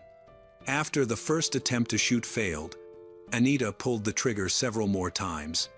She claimed she did this because Robert became violent once he realized she was about to shoot him. Anita said she had acted out of fear during the struggle and had no choice but to defend herself. Police, however, were already skeptical. Even the detectives couldn't agree on how to interpret the inconsistencies in her story. Anita's version conflicted with the ballistics results, raising serious doubts. Another suspicious detail was the jar of coconut oil. Anita said the oil bottle was always on the nightstand because they often used it during intimacy. But when detectives arrived at the scene, they found the jar in the bathroom instead. Nobody could explain how it got there. Anita insisted she hadn't moved it, saying she went straight to a neighbor's house after the shooting. However, as questioning continued, she became more anxious, and her story began to shift. At first, the changes were minor, but over several hours, her account altered significantly. She eventually admitted that Robert hadn't reached for the oil on the nightstand. He had gone into the bathroom. During that time, she hid the gun under his pillow. Detectives found this detail highly suspicious. Anita had been presenting herself as the victim, but this new version made her look like a calculated killer. If there had been no real threat, why use a gun at all? The incident involving the knife also raised suspicions. There was no evidence that Robert brought the knife into Anita's son's bathroom. Detectives believe she wrapped the knife handle in a napkin to avoid fingerprints. The napkin was never found, making it impossible to determine whose DNA had been on it. Forensic experts examined both Robert's body and Anita's injuries. Their analysis suggested Anita had used her son's knife to make several shallow cuts on herself, staging them to appear as defensive wounds. In truth, there was no sign that Robert had attacked her. The conclusion is that she wanted Robert dead. Although her motives remain unclear, Anita explained that the knife had been bought for her eldest son in October for airsoft practice. But later, she and Robert decided it was too dangerous for a 13-year-old and banned him from using it. When detectives pointed out inconsistencies about the knife, Anita again changed her story. Partial fingerprints found on the handle matched Anita's, while none belonged to Robert. Their placement suggested she had simply held the knife normally, not in the course of a struggle. Despite this, Anita later claimed she had grabbed the knife during the fight, which could explain her prints. When experts examined the cuts on her body and compared them to her description of the struggle, they concluded the wounds could not have been inflicted by another person. The direction and position of each cut clearly indicated they were self-inflicted. Still, Anita kept insisting they were not. However, until the last minute, the detectives did not reveal the full truth they had discovered during their search of the house to Anita. They had discovered that her account of a violent struggle on the bed was false. The bed linen showed no trace of blood from either Anita or Robert. Instead, blood was found near the bedside table, on the carpet, and on Anita herself. The analysis shows that Robert was shot while standing, from a distance farther than that of direct contact in a struggle. It appeared that he entered the room and was almost immediately shot. When confronted, Anita's story unraveled. She admitted lying about the struggle on the bed. Robert had never held her down. She claimed that the struggle actually happened near the bed, involving a knife. Later, Anita confessed that she had inflicted wounds on herself. Fearing the police would not believe her claim of self-defense, Anita insisted she hadn't meant to kill Robert and only lied because she thought no one would believe her. She said her greatest fear was losing her children and going to prison. However, investigators felt this was a plea for sympathy. They no longer believed her self-defense claim and began to look for evidence of premeditation. The autopsy showed that Robert had been shot twice, once in the abdomen and once in the heart, the latter being fatal. Detectives concluded it was unlikely to be accidental. They suspected Anita wanted to get rid of Robert, who she described as controlling or clingy. But the lack of any police reports or domestic violence complaints made her claims doubtful. The excuse of losing her insurance license was absurd given the threat to her life. After several interrogations, detectives reconstructed the entire course of events, which Anita eventually admitted. Most of her earlier claims were dismissed. She maintained only that Robert was cruel and aggressive, but his family strongly denied this, saying she was tarnishing his memory. No one in Robert's family or friends confirmed that he had ever been violent. He had no criminal record, apart from minor traffic violations. Eventually, Anita Smithy was arrested and charged with second-degree murder. Because there wasn't enough evidence to prove premeditation, she was released on bail after her father sold his farm to cover the bond. While incarcerated, she befriended an inmate named Kim, who was also accused of killing her husband and awaiting trial. Kim had received a 40-year sentence in 2009 and worried that Anita might face the same fate. The two women stayed in contact as Anita's case proceeded. Prosecutors spent months gathering new evidence and building their argument.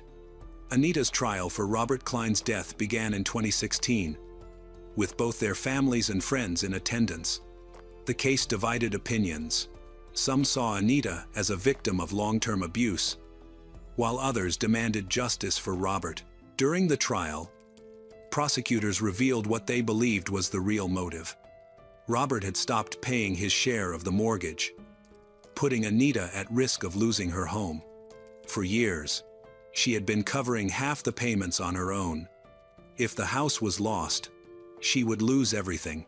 According to investigators, Robert refused to give her ownership, believing he could resolve his financial troubles, but evidence suggested otherwise. They concluded that the murder and the fabricated self-defense claim were part of a plan for Anita to keep the house and become its sole owner. Financially, she was in a better position and capable of paying off the debts Robert had left behind. At trial, several witnesses testified that Anita was the one who initiated the family disputes. They also heard her raise her voice and show anger toward Robert. The investigation also revealed that she did not have a license to carry a firearm. Consequently, in addition to the second-degree murder charge, she faced charges for the illegal purchase, possession, and use of a firearm. Although the defense attorney tried to portray Anita as a victim, the jury still found her guilty. She was sentenced to 40 years in prison, with the possibility of parole after serving 70% of her sentence. Just 30 days later, Anita successfully appealed. This came after she changed attorneys. The first trial was found to be unfair due to numerous errors, and Anita was not given adequate legal assistance. The Court of Appeal concluded that her former lawyer did not meet the constitutional standard of effective assistance. Another important factor was the misconduct of the detectives during the interrogation. In the recording later released, Anita stated that she wanted to speak to a lawyer, but the detectives continued to question her, violating her right to silence. The appeals court found that Anita's statement admitting she had inflicted her own wounds with a knife was coerced under pressure from the detective. During the retrial, the jury encountered conflicting evidence and testimony, which made reaching a verdict difficult. Her new attorney managed to keep some sensitive information confidential, which strengthened her defense. By 2021, Anita had served a little over 6 years in prison. She pleaded not guilty to second-degree murder, was acquitted, and released that same year.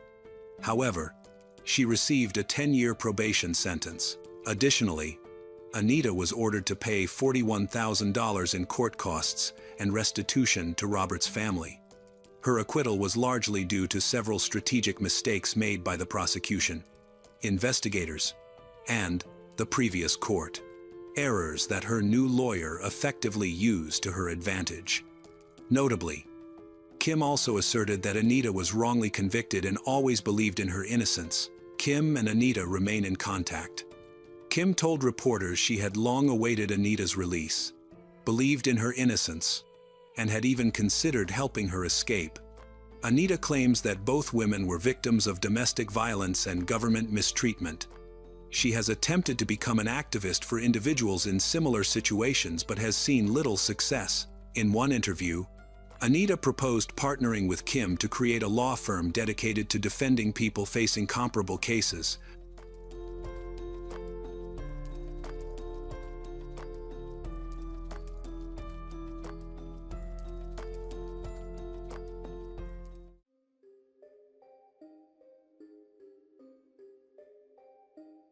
The night in Swindon was calm, but that tranquility was soon shattered. A young woman named Cian Emma O'Callaghan, known for being quiet and kind, stepped out of a familiar bar and disappeared without a trace. There were no witnesses, no sounds of distress, and no leads to follow. Only the footage of her last moments remained, followed by an unsettling silence that left many questions unanswered. In a town where people believed nothing bad could happen, Cian's disappearance turned life upside down. Her friends were frantic, families were devastated, and the police found themselves caught off guard by a search that would evolve into a prolonged nightmare, revealing the chilling reality behind a seemingly ordinary man.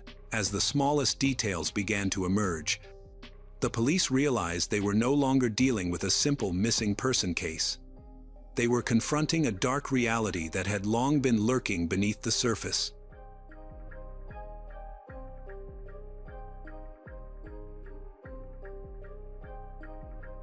Cian Emma O'Callaghan was born on June 3, 1988, in Swindon, Wiltshire, and grew up in a close-knit family. After her parents separated, she lived with her mother, Elaine Pickford, and took care of her younger siblings Liam, Laura, and Aidan.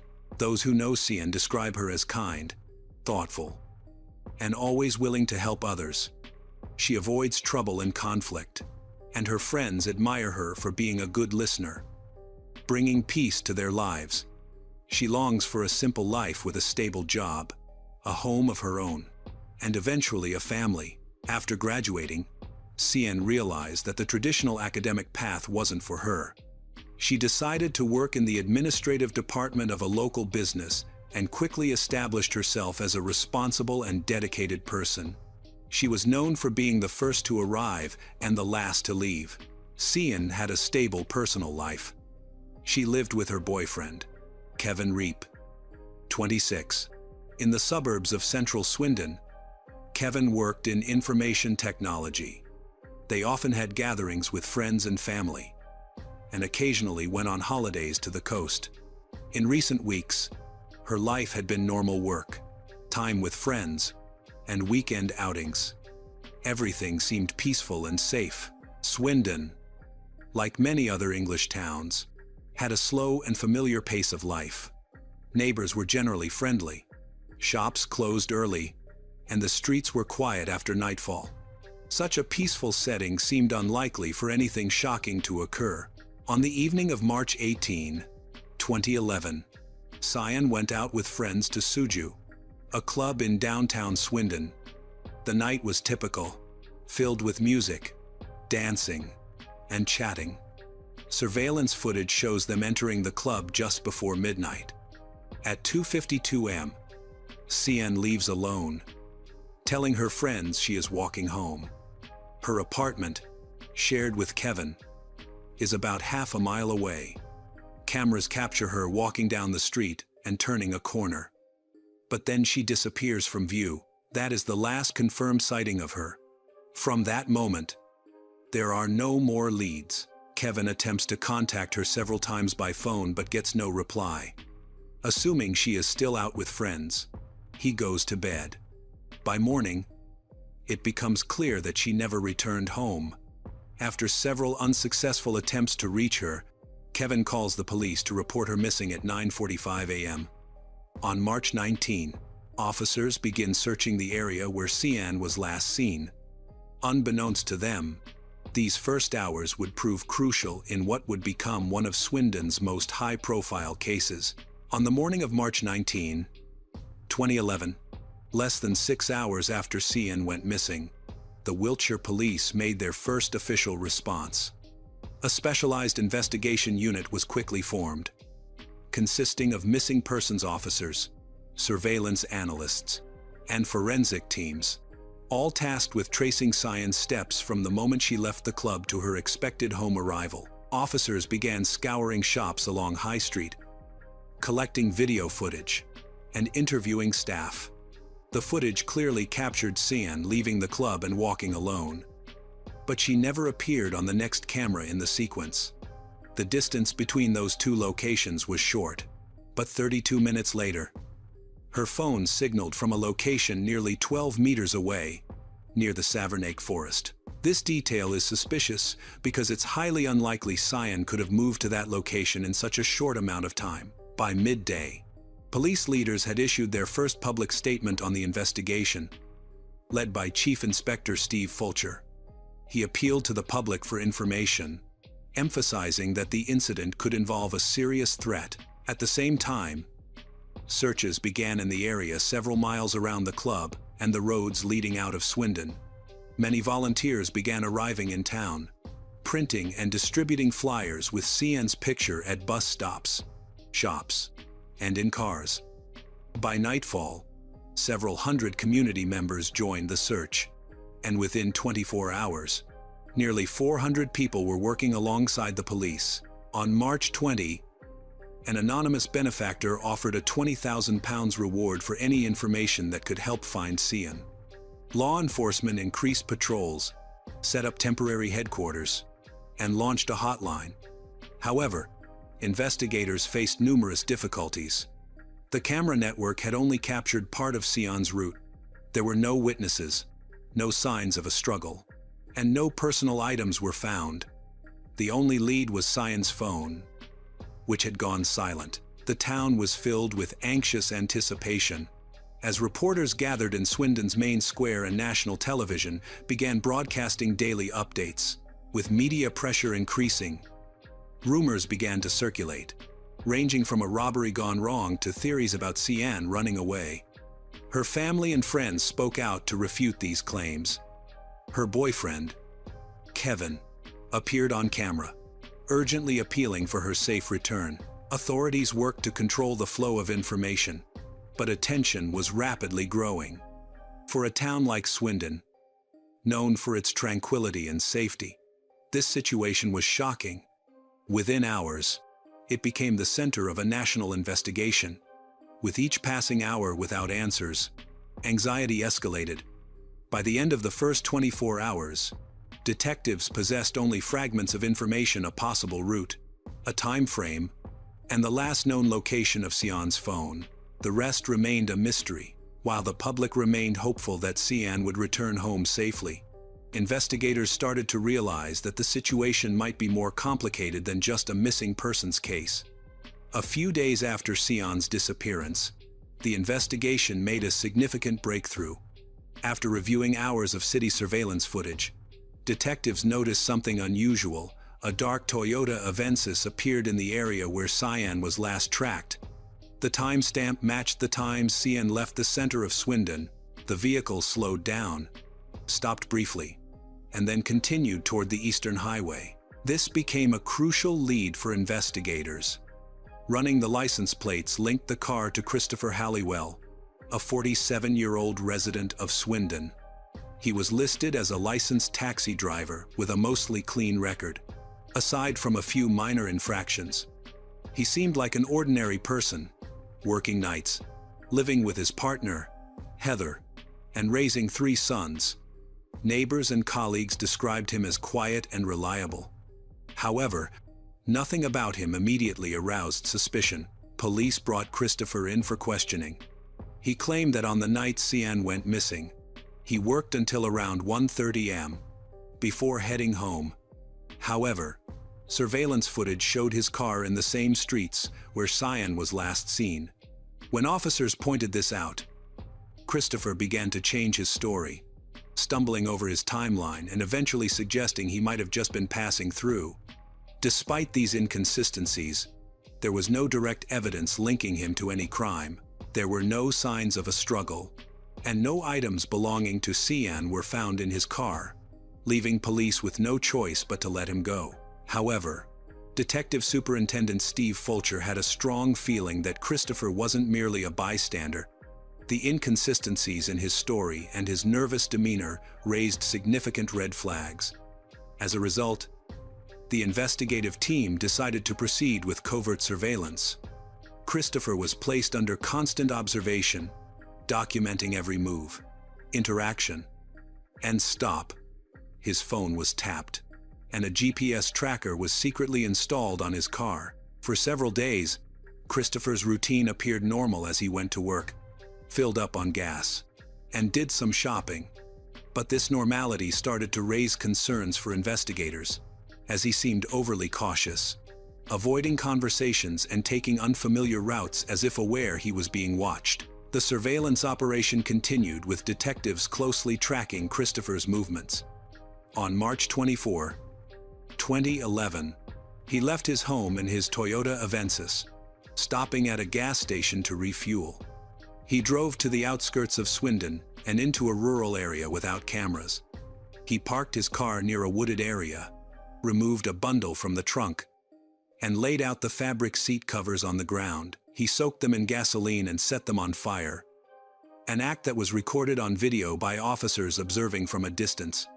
The fire quickly consumed the material, leaving only ashes. This was a critical moment for investigators, as it clearly indicated an attempt to destroy evidence. They immediately ordered his arrest. Christopher was taken into custody in a supermarket parking lot shortly after returning from his trip. He did not resist, claiming he was merely changing the upholstery. He was brought directly to Detective Superintendent Steve Fulcher, who was leading the investigation. Normally, the suspect would be taken to the station and have the right to an attorney. But Steve knew they needed to act quickly to find Cian alive. He made a controversial choice to drive Christopher to the hills near Oxford to get him to talk. Inside the car, the conversation was tense. Steve made no threats or promises, but directly questioned Cian's whereabouts. After hours of silence, Christopher finally agreed to lead Steve to where her body was located. At this point, the investigation shifted from missing persons to a violent crime. Steve was aware that he was stepping outside standard procedures. There was no formal interview, no lawyer, and Christopher hadn't been taken to the station. However, he made that decision knowing that following protocol might have prevented Christopher from confessing. In the following hours, Steve continued to take the necessary steps for the arrest. However, these decisions, while bringing progress to the case, could potentially hinder his personal career. On March 24, 2011, following Christopher's confession, police units began moving east of Swindon toward Savernake Forest. Christopher indicated a small patch of ground near a rural road as the location of Cian Emma O'Callaghan's body. Detective Steve recorded the coordinates and notified his team. Forensic experts soon arrived, sealed off the area, set up portable lighting, and began their work immediately. They meticulously excavated the site layer by layer to preserve any evidence.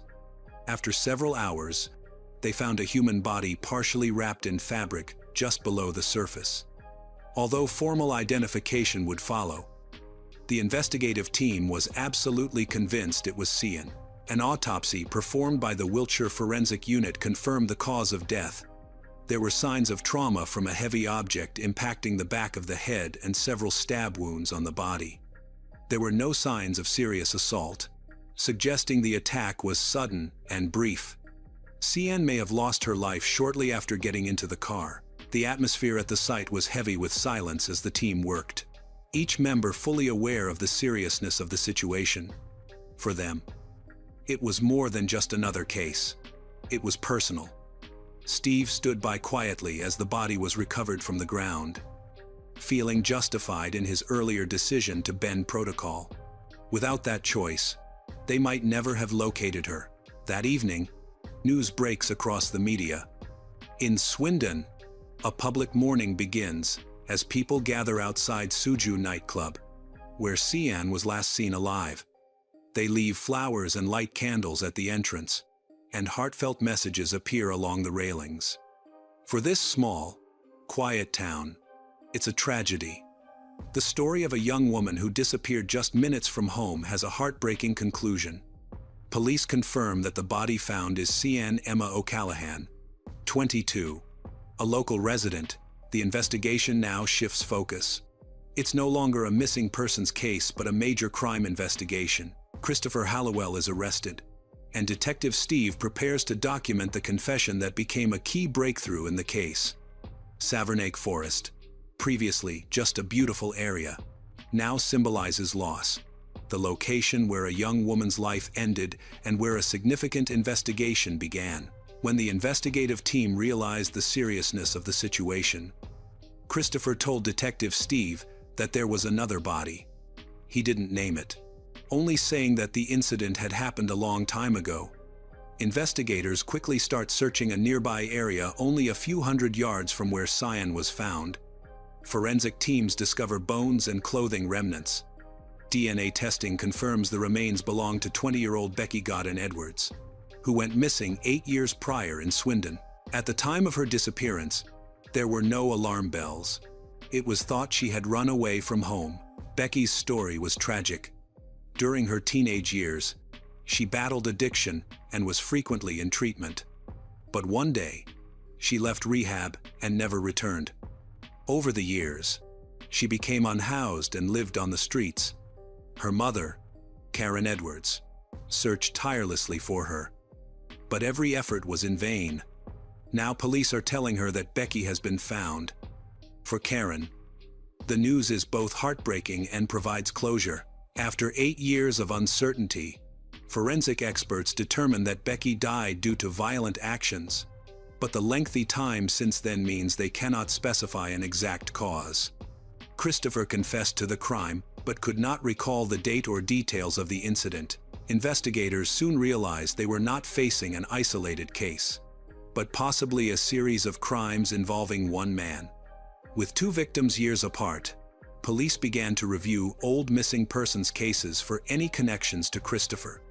For Becky's family, it marked the end of a long nightmare. For detectives, it shifted the focus from searching for one missing woman to investigating a potential serial offender.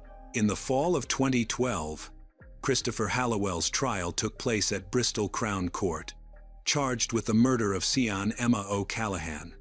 Initially, he pleaded not guilty, but months later, he confessed. The jury accepted his confession, and on October 19, 2012, he was sentenced to life imprisonment, without parole for at least 25 years. However, the case concerning Becky did not proceed to court. Prosecutors chose not to use Christopher's confession due to legal procedural issues. Under UK law, any statement made without legal counsel present is considered inadmissible. Detective Steve Fulcher's decision to interrogate Christopher outside a police station without an attorney jeopardized the case, sparking a national debate about police practices and the rights of suspects. Despite this, the families of the victims supported Steve, crediting him for uncovering the truth. Steve himself faced an internal investigation and ultimately received a disciplinary warning, leading to his resignation from the police force. He sacrificed his position, career, and reputation.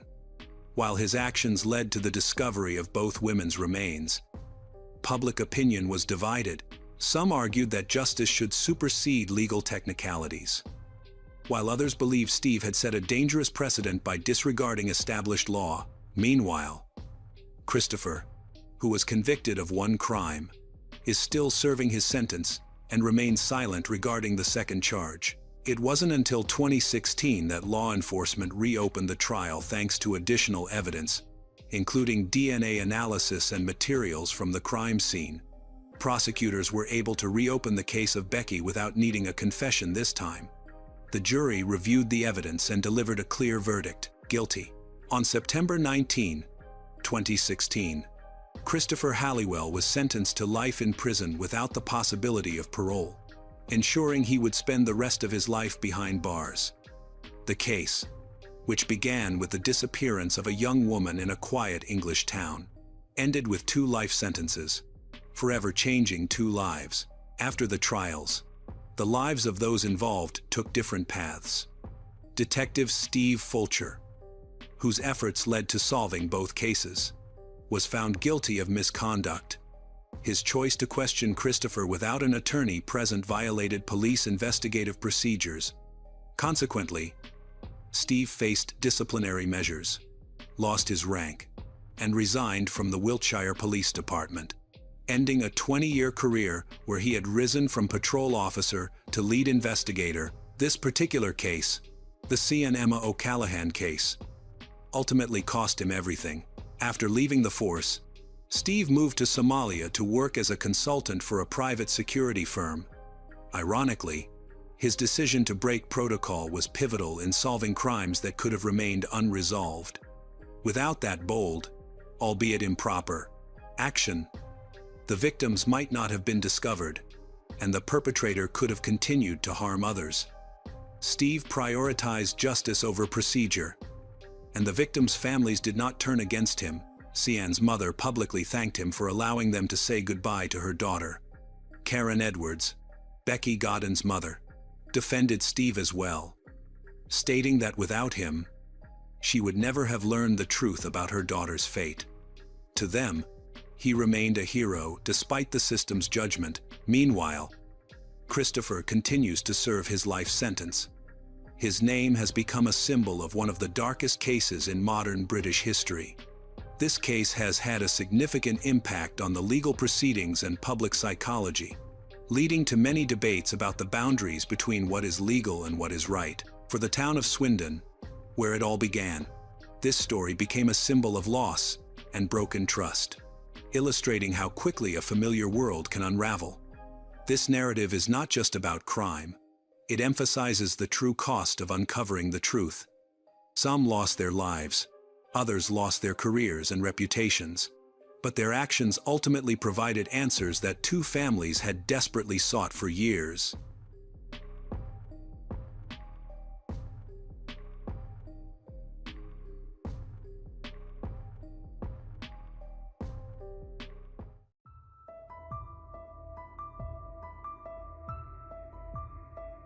In a quiet seaside town, what began as a simple late-night stroll between two former school friends, Michaela and Jaliek Keane, who had recently returned from overseas, quickly turned into one of the most shocking cases the community had ever faced. The next morning, Michaela was missing. Her phone was found left on campus. And within 48 hours, the search teams made a horrifying discovery. They found Michaela's body with brutal injuries. She had been savagely murdered and her body hidden in the woods.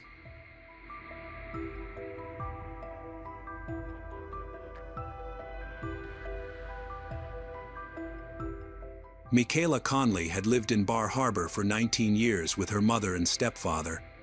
Bar Harbor, located on Mount Desert Island near Acadia National Park, is a small town known for its natural beauty and steady stream of tourists. On May 31, 2018, she drove to Boston to pick up her friend, Jaliek Keane, at Logan Airport and bring him back her home. Michaela and Jaliek had gone to the same school, Mount Desert Island High School. Jaliek graduated in 2015, while Michaela was still in the 10th grade. He played on the school's soccer team and had recently returned from Serbia, where he had been playing for an amateur club called the Kova Royal Crowns.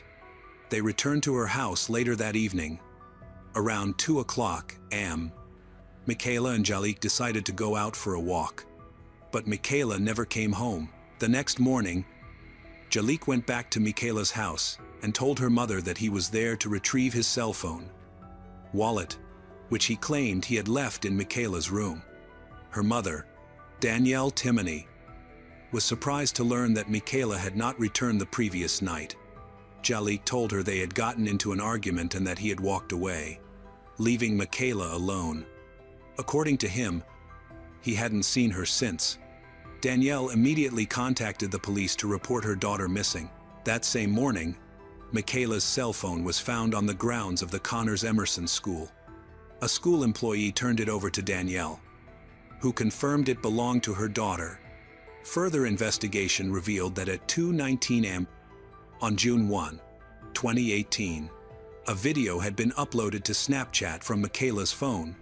The footage clearly showed Michaela and Jaliek together at a playground near the Connors Emerson School. Then, on June 2, 2018, a team of search and rescue dogs from the Maine State Police discovered human remains in a wooded area near Connors Emerson High School. The body was partially hidden beneath bamboo stalks and other vegetation. The remains were later confirmed to be those of Michaela Conley. Initial examination results indicated Michaela suffered head and facial injuries from a blunt object, as well as signs of strangulation. Additional abrasions, bruises across her torso, and limbs indicated that her body had been dragged and sustained further injuries. In the medical examiner's opinion, Michaela died from a combination of head trauma and strangulation. Her death was officially ruled a homicide. Jalil was questioned, even before Michaela's body was discovered. Detectives Jason Fuller and Paul White of the Maine State Police conducted the interview. During questioning, Jalil admitted that Michaela had picked him up from Logan Airport and driven him back to Bar Harbor.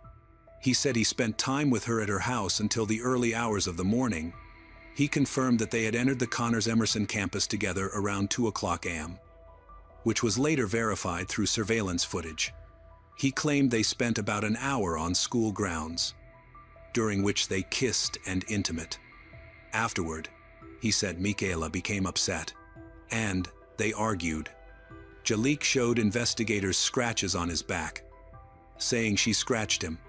He insisted that he left her around 3:30 a.m. and never saw her again.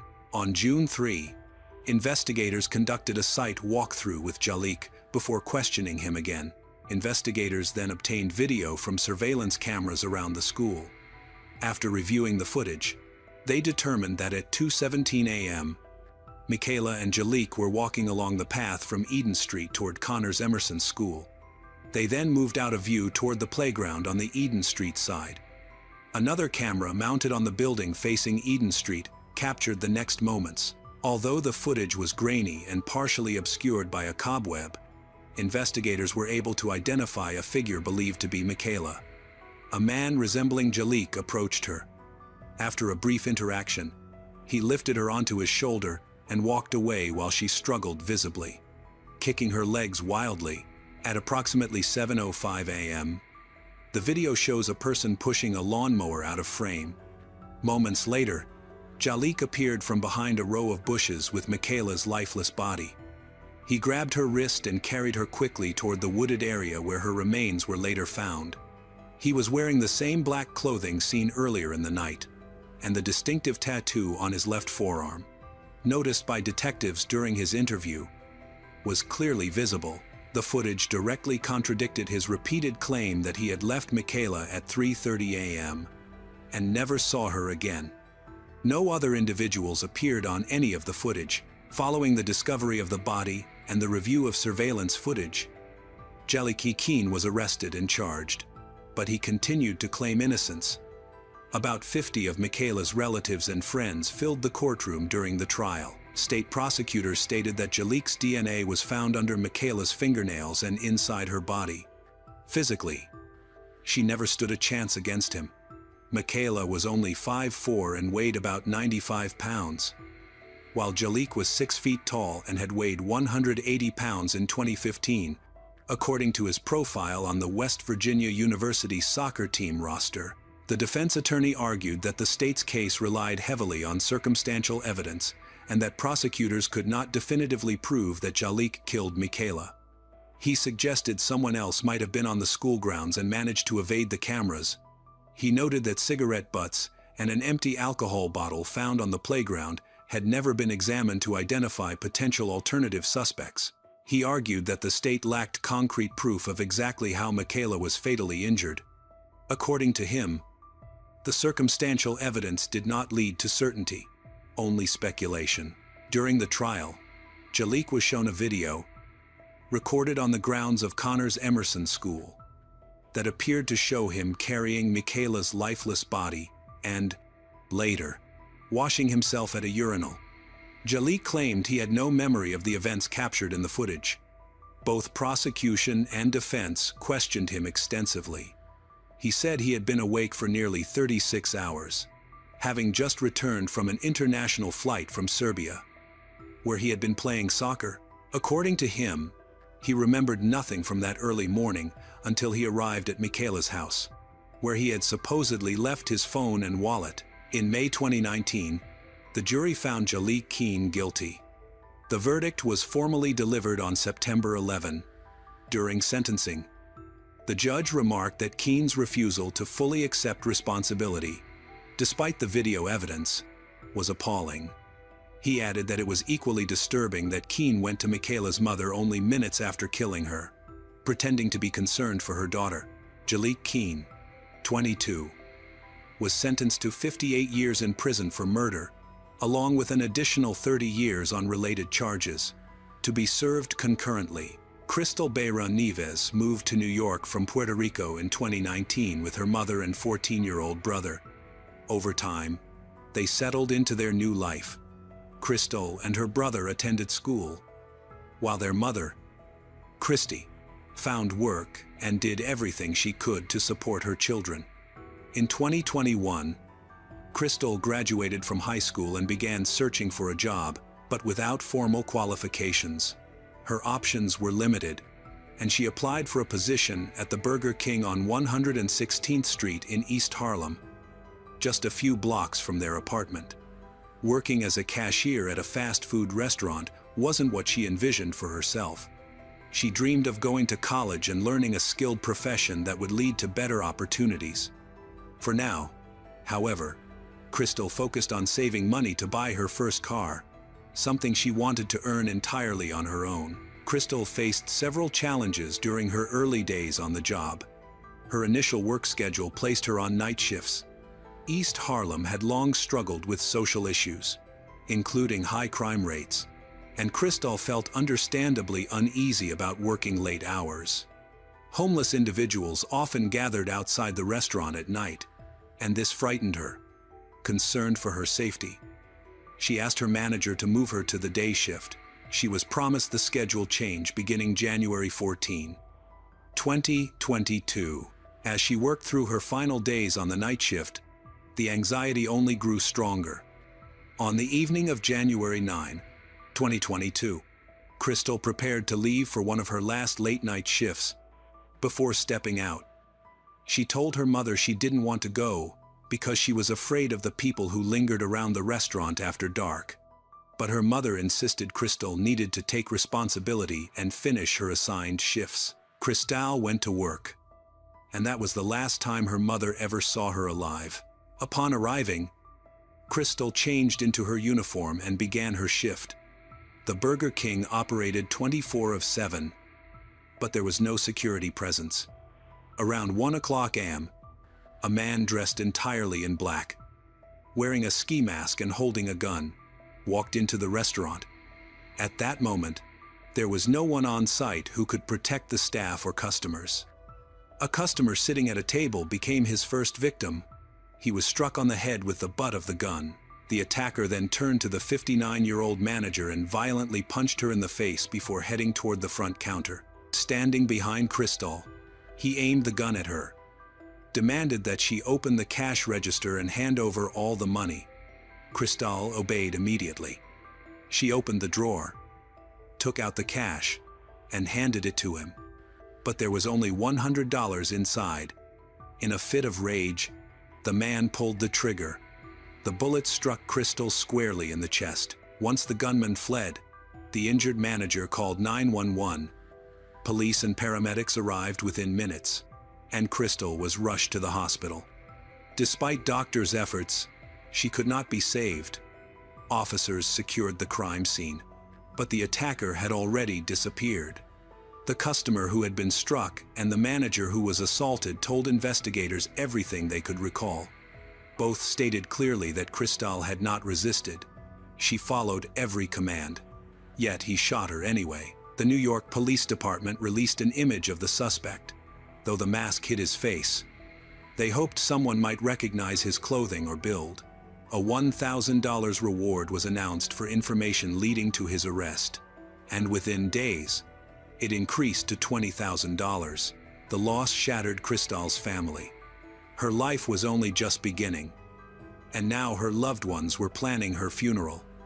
A memorial quickly formed outside the Burger King, where neighbors and strangers lit candles and placed flowers. Hundreds contributed to an online fundraiser to support the family. Christy decided to bury her daughter in Puerto Rico, their homeland. The fundraiser surpassed its goal, and JetBlue Airways provided free flights for the family. Meanwhile, police continued working around the clock. Flyers featuring the suspect were posted across the city and widely circulated online. Local news outlets covered the case heavily. Soon, there was hardly anyone in New York who hadn't heard the heartbreaking story of Crystal's death. 5 days after the shooting, police announced an arrest. Investigators had pieced together the suspect's movements through surveillance footage from multiple locations. On Friday, January 14, 2022, officers arrested Winston Glynn, 30, at a residence in Bedford-Stuyvesant, Brooklyn. In nearby dumpsters, they recovered several items he had used the night of the robbery. Detectives also located the cell phone he had stolen from the restaurant manager and thrown into a subway tunnel. Additional CCTV footage showed Glynn making an electronic purchase at a convenience store just an hour before the attack. Glynn, a Jamaican national living in a homeless shelter, was charged with first-degree murder, first-degree robbery, and several other offenses. Authorities confirmed that he had previously worked at the same Burger King in 2020, giving him detailed knowledge of the store's layout. The day before the killing, Glynn had entered the restaurant pretending to be a regular customer, an act investigators believe was part of his preparation. They concluded he had targeted the location because he knew it lacked security and had easy access points. Glynn did not know Crystal personally. He had quit long before she was hired. When police escorted Glynn out of the shelter in handcuffs and leg irons, he shouted angrily at a crowd of onlookers. People gathered outside the precinct jeered at him as officers led him to the car. During his court appearance, Glynn repeatedly accused the judge of lying. He was denied bail. At a later hearing, Glynn compared himself to Nelson Mandela and Jesus Christ. He also criticized how long it took witnesses to identify him, insisting the justice system mistreated people from the lower class like him. Glynn made bizarre comments about the Freemasons and the Illuminati, claiming powerful families profited from chaos in the city. His criminal record included at least 4 prior arrests, among them threatening someone with a weapon in November 2021 and illegal firearm possession in December 2020. Glynn pleaded not guilty to Crystal Bayron Neves's murder. If convicted of first-degree murder, he faces life imprisonment without parole. Court proceedings continued for months, drawing significant public attention. Despite Glynn's erratic courtroom behavior and repeated proclamations of innocence, the evidence, surveillance footage, witness accounts, and physical findings consistently pointed to him as the sole perpetrator. The community followed the case closely, hoping for justice for Crystal and her family. For her loved ones, the loss remained unbearable. But the arrest and prosecution of Winston Glynn marked a critical step toward closure.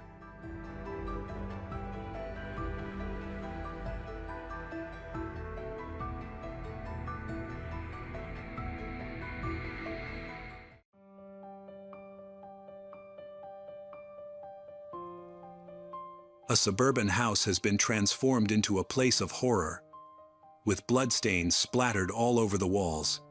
The most haunting detail is the tiny fingerprint of a child that remains. This was the sight that greeted Jennifer O'Brien when she entered her parents' home to retrieve her son, Nathan. The case was so macabre and deeply disturbing that many struggled to accept it as reality. Regardless, it happened, and the whole country would soon be watching the investigation that followed. This story brings us to Park Hill, a neighborhood located within the city of Calgary, Alberta, Canada, known for its tranquil atmosphere and the warmth of its local residents. Park Hill offers a picturesque environment with well-maintained homes, tree-lined streets, modern infrastructure, and a welcoming sense of community. The area radiates calm, stability, making it a highly desirable place for families seeking peace and security. These qualities were precisely what drew the Lickneys family to settle in here.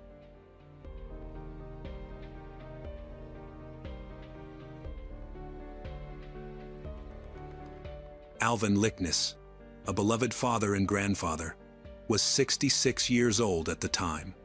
He was a man of authority, respect, both within his family and throughout his professional life. With retirement approaching, Alvin eagerly looked forward to beginning a new chapter, one filled with freedom after years of responsibility. His wife, Kathy Lickness, aged 53, was the heart of the family. She was not only a devoted wife but also her daughter's closest confidant. Her caring and nurturing nature allowed her to create a warm, inviting home for everyone she loved. Park Hill had been their home for many years, but they had recently decided it was time to downsize. They were preparing for a move to Edmonton, planning a more modest living arrangement as they entered retirement. Alvin and Kathy stood on the threshold of enjoying this long-awaited stage of life. They listed their house for sale, along with several pieces of furniture and household items. Their daughter, Jennifer O'Brien, visited her parents' home one final time with her children, including her cheerful 5-year-old son, Nathan. In just 1 week, her parents were scheduled to leave this house permanently. Jennifer felt a quiet sadness. This was the place where she grew up and spent her childhood with her siblings. Alvin and Kathy had also secured an apartment in Mazatlan, Mexico, where they planned to spend the winter enjoying the warm sun before eventually moving on to Edmonton. But they would never have the chance to enjoy their golden years. Just 1 day later, their hopes and plans vanished into a nightmare that engulfed everything around them. Nathan O'Brien was a lively child with a cherubic face, perpetually tousled, sun-kissed hair. He was the middle child among Jennifer's 3 children. Known for his love of superhero costumes and his friendly, outgoing nature, Nathan was adored by nearly everyone he met. He easily made friends with both children and adults. Nathan possessed an endless curiosity for the world around him, always eager to explore something new. Jennifer and the children spent a pleasant day at the family home in Park Hill. As the evening approached and darkness settled in, Jennifer decided to stay a little longer rather than drive immediately with 3 tired children. Nathan, worn out from playing outdoors, fell asleep almost instantly. At approximately 11 o'clock p.m., Jennifer decided to take her other children home, leaving Nathan asleep beside his grandmother. With plans to return for him in the morning, Nathan had long wished to spend the night with his grandparents, and Jennifer didn't want to deny him that simple joy. On the morning of June 30, 2014, Jennifer arrived at her parents' home to pick up her son, unaware that she was about to witness something beyond comprehension. The front door was standing wide open. As she cautiously looked inside, she saw pools of blood, and a heavy, metallic odor filled the air. Blood appeared everywhere. On the beds, the walls, the floors, and throughout the hallway, a dark trail of sneaker prints and smeared, bloody streaks suggested that someone had been dragged through the house. The most devastating sight of all was a small child's handprint pressed against the wall, as if the boy had leaned on it to steady himself. Jennifer couldn't find her parents or her 5-year-old son anywhere in the house. She immediately called her husband, telling him she believed her entire family had been killed and their bodies taken away. Shaking and overwhelmed, Jennifer then dialed emergency services and repeated the same message. The dispatcher instructed her to return to her car and lock the doors immediately, in case the person responsible was still inside the house or nearby. Jennifer sat behind the steering wheel, staring at the home where she had spent so many happy moments with her family. The image of the small handprint on the wall replayed endlessly in her mind. Police officers arrived quickly and entered the house. They conducted a thorough search of every room, but no bodies were found. Alvin and Kathy Lickness, along with little Nathan, had vanished without a trace. An Amber Alert was soon issued. Despite the horrific condition of the house, investigators held on to hope that the 3 had been abducted and were being held somewhere alive. Law enforcement officers collected DNA samples throughout the Lickness home but initially found no fingerprints or DNA belonging to an obvious suspect. During the forensic examination, investigators discovered a tooth inside the residence, believed to belong to Alvin Lickness. Blood found on a pair of heavy dumbbells in the garage was later confirmed to match his DNA. Investigators also noted that a lock on a side door had been damaged, suggesting that the attacker may have entered the house that way during the night. Police questioned approximately 200 people who had attended the estate sale held at the home shortly before the disappearance, as hundreds of officers searched tirelessly for the missing family and found no trace of them anywhere. Investigators were forced to return to the starting point, the Lickness home. Detectives considered the possibility that Nathan may have witnessed something terrifying and tried to hide. They carefully searched every closet, storage space, and area beneath the beds, anywhere a frightened child might conceal himself, but found nothing. For weeks, police continued to believe that Alvin, Kathy, and Nathan might be alive somewhere, and that the injuries sustained in the home might not have been fatal. As time passed, however, that hope began to fade. Despite extensive searches, no bodies were found. It became increasingly clear that this was not a kidnapping but a brutal attack on 3 members of the same family. The person responsible remained at large, Nathan's parents, unwilling to accept the possibility that their son had passed away. Contacted him directly through televised appeals. They reminded Nathan that he was a superhero, telling him he was brave, strong, and could handle anything. They promised they would find him and bring him home. Jennifer, speaking through tears, begged her son not to be afraid. The people watching her desperate request were touched. They didn't know for sure if the child was still alive. The public shared in the family's anguish, feeling profound sympathy but powerless to help. The Amber Alert failed to produce any immediate, concrete results. Over the course of several days, police received more than 1,300 tips from across the region. Residents of nearby homes and businesses did everything they could to assist the investigation, voluntarily submitting hours of surveillance footage recorded during the night in question. Detectives painstakingly reviewed hundreds of hours of video footage, searching for anything out of place. Eventually, something subtle yet troubling emerged. On the night Alvin and Kathy Lickness, along with their 5-year-old grandson Nathan O'Brien, disappeared, a vehicle was seen repeatedly driving through the Park Hill neighborhood. In one frame, a figure appeared lingering near the Lickness residence in the early morning hours. Shortly afterward, a pickup truck was captured traveling north, away from Calgary. In the bed of the truck was a large object concealed beneath a white covering. Police quickly released flyers showing an image of a late 1982 to early 1990s green Ford F-150 pickup truck, believed to have been present on the Lickness Street that night.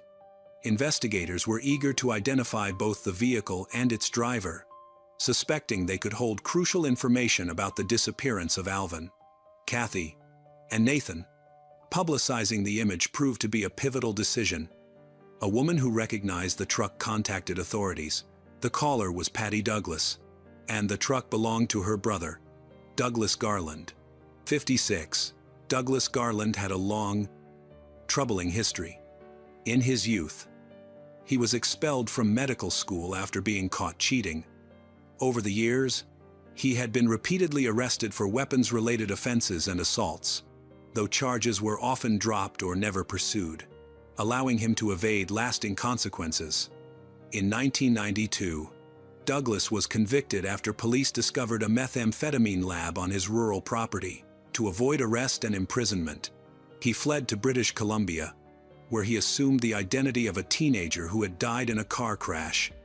Under this false identity, Douglas lived undetected for several years, working in a laboratory, later collecting unemployment benefits while concealing his true name. In 2000, authorities uncovered the deception. Douglas was arrested and ultimately sentenced to 6 months in prison for banned substances-related offenses and identity theft. Psychological assessments at the time characterized him as mentally unstable but not prone to violent behavior. Based on those evaluations, he served only his sentence and was released. In July 2014, police detained Douglas Garland once again. this time at a bus stop in Calgary. Citing an outstanding charge related to document forgery, Douglas refused to cooperate and provided no information to investigators. Let's get back to the case. Given the fear that the Lickness couple and Nathan might still be alive and in danger, immediate, police authorized an urgent search of Douglas's rural property, invoking an emergency legal exception rather than waiting for a full search warrant. An emergency response team launched what was initially treated as a potential hostage rescue operation, storming the over 16-hectare farm where Douglas lived with his elderly parents. Investigators believed that a rural property offered the greatest opportunity to conceal victims. Despite an intensive search, neither the missing family members nor any bodies were found. One detail, however, drew attention: a barrel near a greenhouse that was still smoldering inside. Officers found only ash, no blood, no identifiable remains, and no immediate physical evidence. With no grounds to hold him at that time, Douglas Garland was released on bail under strict conditions, including an order not to return to the farm. Soon after, police obtained a comprehensive search warrant.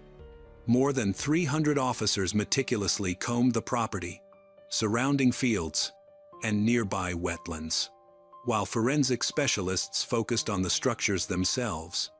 Deep within the basement, investigators uncovered disturbing materials, including books and manuals containing graphic and violent imagery. Further searches revealed boxes filled with restraints, some small enough to fit a child's wrists.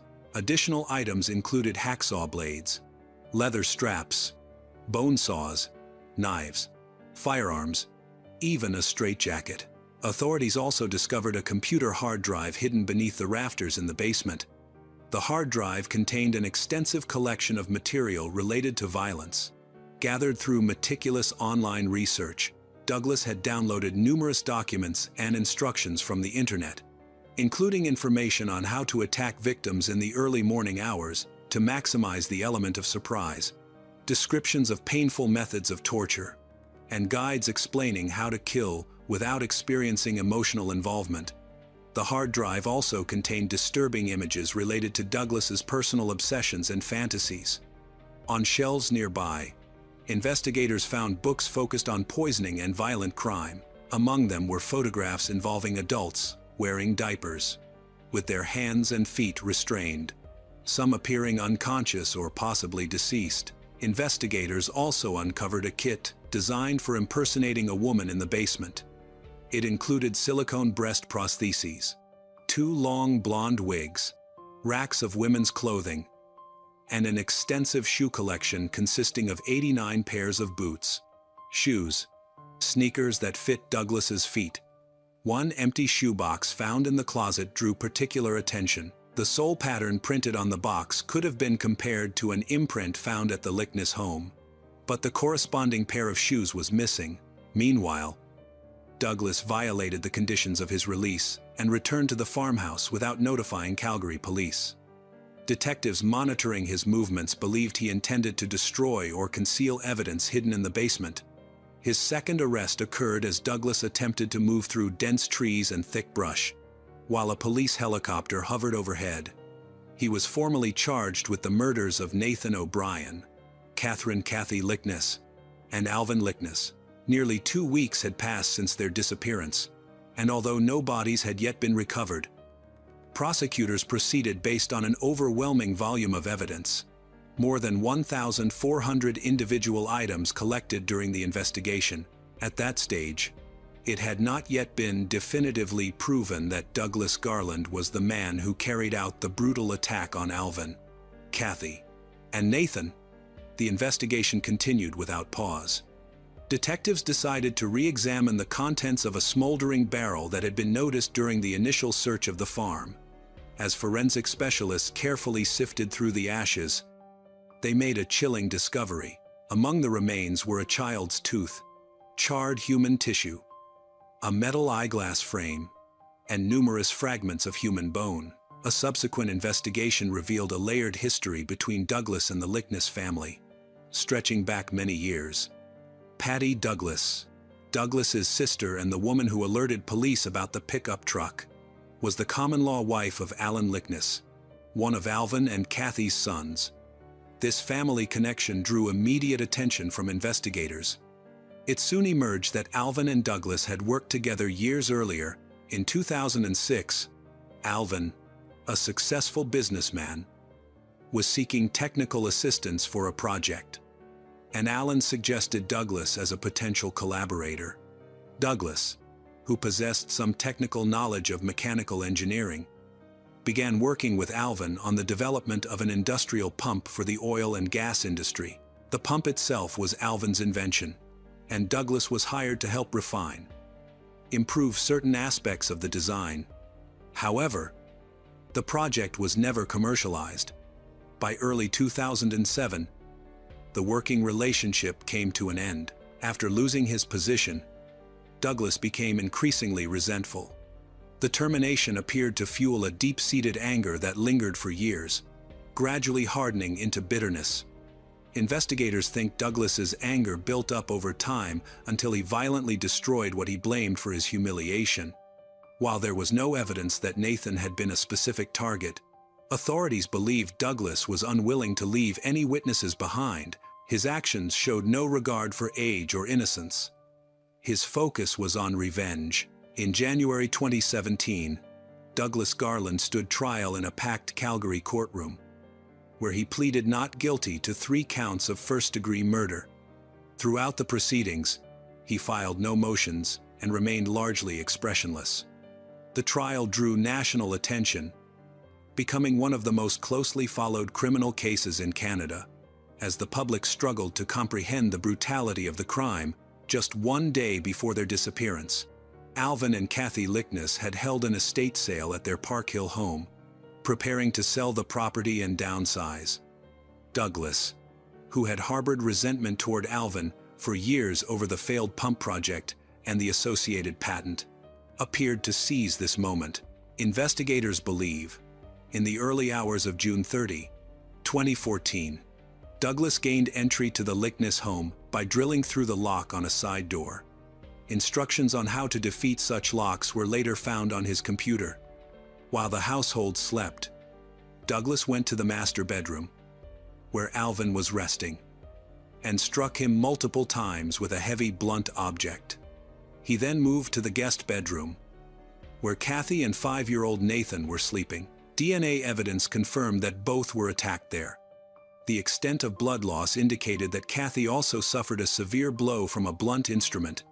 The precise cause of Nathan's injuries could not be determined, but forensic evidence clearly showed that he had been bleeding. Despite the extensive bloodshed inside the house, forensic experts concluded that all 3 victims were still alive when Douglas dragged them from their beds and forced them out of the home.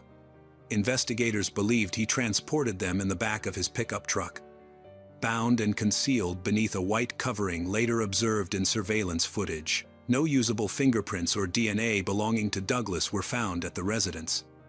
Consistent with evidence that he had studied detailed online instructions on how to avoid detection, Douglas then drove the victims to his parents' rural farm near Airdrie, located more than 30 kilometers from the Lickness home. Investigators later determined that Nathan and his grandparents were subjected to extreme violence at the property. DNA belonging to all 3 victims was recovered from multiple tools found on the farm, including meat hooks, bone saws, and knives. Their genetic material was also discovered on the exterior of a pair of rubber boots near one of the outbuildings. Inside that structure, a blood-stained light switch contained DNA matching both Alvin and Kathy Lickness. A forensic computer specialist testified about the discovery of photographs of Kathy and Alvin among deleted files recovered from a hard drive belonging to Douglas. The evidence suggested that Douglas had been monitoring the lives of those he considered his enemies, likely through publicly available information and social media platforms. Douglas's own mother also took the stand and testified against her son. She described him as a solitary man who had no close friends, though she added that he was intelligent, enjoyed reading, and helped around the family home. She testified that Douglas had earned a Bachelor of Science degree, later enrolled at the University of Alberta, but studied there for only a short period before suffering a nervous breakdown. When she later saw a television report about the disappearance of the Lickness family and mentioned it to Douglas, he reportedly said that he did not want to talk about Alvin. She also stated that she did not hear her son leave the house that night and therefore could not provide specific details about his movements. As expected, the defense argued that there was no direct forensic or scientific evidence placing Douglas Garland inside the Lickness home on the night of the attack.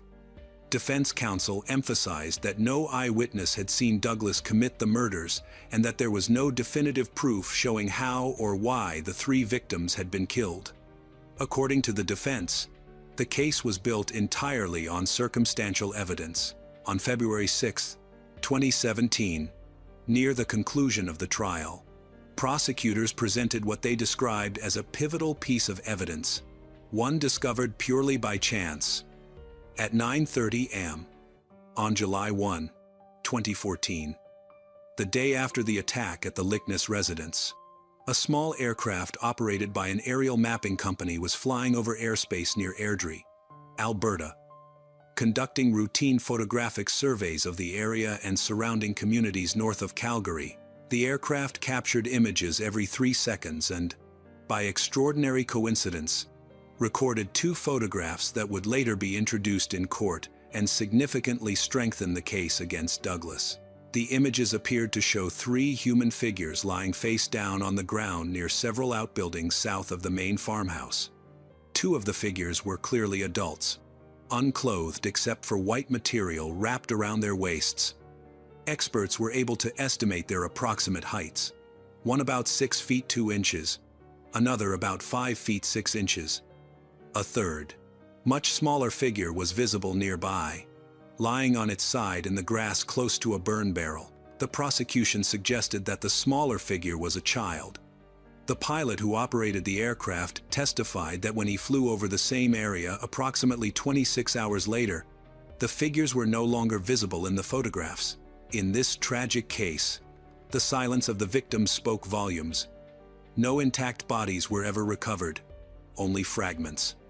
The sole physical confirmation of their deaths was found among the ashes in the burn barrel charred tissue. Bone fragments, and remains belonging to Nathan O'Brien and his grandparents. Investigators concluded that after dismembering the bodies, the killer attempted to destroy them by fire in a crude and prolonged process resembling cremation. As these horrifying details were presented in court, Douglas remained outwardly unmoved, at times appearing to take notes. He showed no visible signs of remorse. After several hours of emotionally devastating testimony and approximately 10 hours of jury deliberation, a verdict was reached. The judge presiding over the Calgary triple murder case imposed the harshest sentence allowed under Canadian law. Douglas Garland, convicted of the first-degree murders of Nathan O'Brien, Alvin Lickness, and Kathy Lickness, was sentenced to 3 consecutive life terms, with parole ineligibility periods totaling 75 years. In practical terms, Douglas would be 129 years old before he could even apply for parole. In the period following Douglas's sentencing, reports indicated that life in custody was far from easy for him. As the details of the crimes became widely known among other inmates, he was subjected to hostility and abuse because of the brutal killing of 3 innocent people, including a 5-year-old child, over a grievance that dated back several years. His actions had marked him as one of the most despised offenders in the prison system. The devastating events of the case left a deep and lasting impact on the family and on society as a whole. The void created by the loss of Alvin, Kathy, and young Nathan was immeasurable. The consequences of this tragedy extended far beyond the courtroom, embedding themselves in the hearts of everyone who had known and loved them. No words can fully capture the pain endured by Nathan's parents. Jennifer and Rod O'Brien continue to face this loss day after day, raising their 2 sons and learning how to live in a world where their little superhero is no longer by their side. Amid unimaginable grief, Rod and Jennifer found a way to transform their pain into something meaningful. In Nathan's memory, they established the Nathan O'Brien Children's Foundation, an organization dedicated to improving the lives of children facing hardship. The foundation was created to honor Nathan by giving other children opportunities, hope, and support. Things his parents believe every child deserves. Nathan loved sports, and in his honor, the foundation organizes annual sporting events for children, including hockey programs. Imagining how much joy he would have found in being part of those games. Another thing Nathan loved dearly was talking with his father before bedtime. Their final conversation remains etched in Rod's memory. That night, Nathan asked what heaven was like, an unusual question for a 5-year-old. He spoke about being a superhero, flying through the sky and cutting through the clouds with his hands. He told his father that one day he would meet his parents in heaven. In hindsight, Rod has often wondered whether his son somehow sensed what was to come. Nathan's mother, Jennifer, watches with tears in her eyes as her son's friends grow older, knowing she will never see her own boy grow into adulthood. The Lickness and O'Brien case remains one of the most tragic chapters in Calgary's history, leaving a permanent scar not only on the city, but on the entire country. The deaths of Alvin, Kathy, and little Nathan stands as a painful reminder of how fragile life can be, and of the importance of cherishing those we love.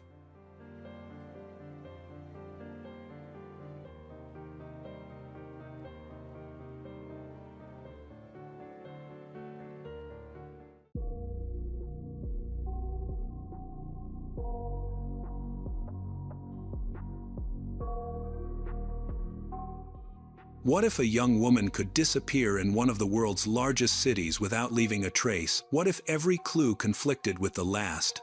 Every witness remembered something different, and the people who claimed to help her were the ones putting her in danger. This is the story of Corinna Slusser, a 19-year-old who came to New York City, hoping for a fresh start, only to be pulled into a world of manipulation, false promises, and hidden threats behind friendly faces.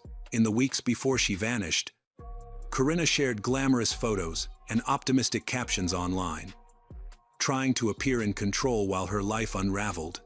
Strained relationships, risky friendships, and the growing influence of 2 men who would ultimately shape her fate. On September 20th, 2017, she walked out of a motel in Queens and was never seen again. To understand how she ended up there, alone, vulnerable, and isolated, we must return to the beginning, to the life she was struggling to rebuild before everything fell apart.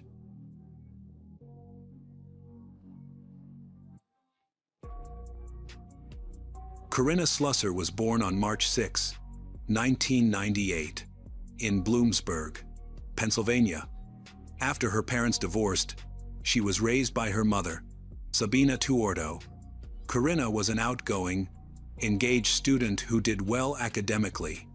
In high school, she often took part in cheerleading, kept up with makeup and fashion trends, and maintained an Instagram account to share positive images of herself and her future dreams. Corinna had dreamed of becoming a makeup artist.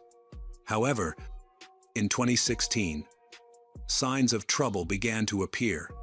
She changed her friends, started skipping school, and was influenced by a new group. That same year, she was arrested for petty theft, which marked a turning point in her behavior. She grew irritable, distanced herself from her family, and often came home with expensive things she couldn't afford, worrying her mother. By spring 2017, Corinna was in emotional and mental distress. In April, she attempted self-harm and was hospitalized. After being discharged, she moved to Hazleton to live with a friend and start over. She got a job as a waitress at a cheap restaurant, probably an Applebee's or something similar. At first, life was relatively stable. She had a job, a small income, but was independent. But soon, she began spending more than she earned and sought easy money. Messages later showed that she started seeing men who gave her gifts, cash, and helped with her living expenses. At first, she described this as being a sugar baby, but it quickly became an unhealthy dependency. As her financial problems grew, tensions rose between her and her friend, and eventually, she had nowhere to stay. Her relationship with her mother also completely broke down. Her mother, Sabina, warned her of the danger she was in, but she reacted with anger. On Instagram, Corinna consistently posted glamorous, filtered photos with confident captions, saying she was strong and about to move into her first apartment. Despite the fact that she was living in unstable, temporary housing, her posts then transitioned to photos taken in random apartments and rundown motels, showing her life in increasing chaos. By summer 2017, Corinna's situation had worsened. Financial stress, conflicts with her mother, and dependence on online relationships made her vulnerable to exploitation. What had once felt like freedom turned into a series of bad decisions. During this time, she met a 32-year-old man named Giovanni Peguero, who promised her a new beginning in New York City. On August 19, 2017, Corinna arrived in New York and was picked up by Giovanni. He seemed confident and caring, and told her he would help her find an apartment and a steady job. He took her to the Harlem Vista Hotel, paid for a few nights, and said it was just a temporary place to stay until they found an apartment and a job. Corinna trusted him, since she was in a strange city and didn't know anyone. At first, everything seemed fine. Giovanni brought her meals, took her shopping, and stayed close to her. He slowly began controlling her, telling her who to speak to, taking her ID and documents to help with apartment paperwork, and monitoring her phone. Gradually, he commented on her photos and scolded her whenever she talked to other men. Corinna didn't realize she was being manipulated. By August 21, they began arguing. He accused her of disappointing him and demanded she act the right way. He only allowed her to go out with him, isolated her from friends, blocked her contacts, and undermined her relationship with her mother, insisting no one cared about her except him. Corinna was becoming trapped and cut off from the outside world. On August 25, the first known violent incident occurred. Giovanni attacked Corinna in her Harlem Vista hotel room, pushing her onto the bed, choking her and screaming. Corinna said that the reason was because he took $300 from her. Corinna called the police, who documented her injuries and took her statement. Giovanni was arrested and charged with assault and strangulation. After Giovanni's arrest, Corinna was left in complete isolation. She had no papers, no money, and no one to help her. She only had enough money to stay in a hotel for a few days, and then she was forced to leave. Although she told her friends she was managing fine and staying in control, her situation was steadily deteriorating. Without identification, she couldn't find work, rent a place, or access official support. Despite this, Corinna stayed in New York, with no intention of returning home due to her strained relationship with her mother. She began searching online for places to stay, meeting men through apps and social media. Although she continued to post smiling pictures and positive quotes on Instagram, in reality, she had to spend the night at the homes of strangers, men she met online. They offered her temporary shelter or a little help in exchange for her attention. These arrangements were unsafe and unstable, leaving her increasingly vulnerable. Some men shared her personal information, demanded intimate photos, or suggested posting escort ads for her online. By early September 2017, her photos appeared on escort service websites. They were likely posted without her consent, and while no name was listed, her friends easily recognized her. The phone numbers in the ads changed frequently, and some pictures were altered. Even though she wasn't yet controlled by one person, she was already being drawn into exploitation. Around that time, a 21-year-old man, Ishi Woni, contacted her. He knew Giovanni and, as later became clear, operated within the same circles. Ishi offered to help Corinna through her ordeal, promising safe housing and financial support. He presented himself as knowledgeable and trustworthy, and convinced her to move temporarily to the Haven Motel in Queens. But this was the first step in making her completely dependent on him. Within days at the Haven Motel, Ishi began posting ads with her photos. He set the prices, wrote the descriptions, and controlled all communication with clients. Corinna was forced to obey his rules. Their messages show his dominance. He demanded constant updates, obedience, and gratitude. Her movements were restricted, and he tracked her phone. And she gradually lost all freedom. At the motel, there were other girls in similar situations.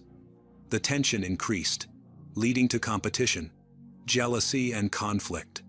Corinna sometimes resisted or tried to act on her own but soon backed down, uncertain where to find help. By then, her identity was tied to multiple online profiles and phone numbers, trapping her deeper in exploitation. Technically, she was free to leave, but without money, ID, or support, escape was nearly impossible. On September 20, 2017, Corinna was last seen leaving the motel. Witnesses and security footage confirmed her departure. From that moment, she vanished. By the time she was declared missing, she had already fallen under someone else's control. What began as an offer of help ended with her losing all autonomy. At first, no one realized she was missing.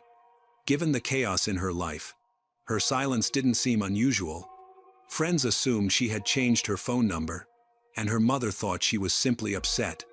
Several days passed before anyone understood that something was truly wrong. In late September, Sabina Tuordo, Corinna's mother, returned from Florida and found the house unusually quiet.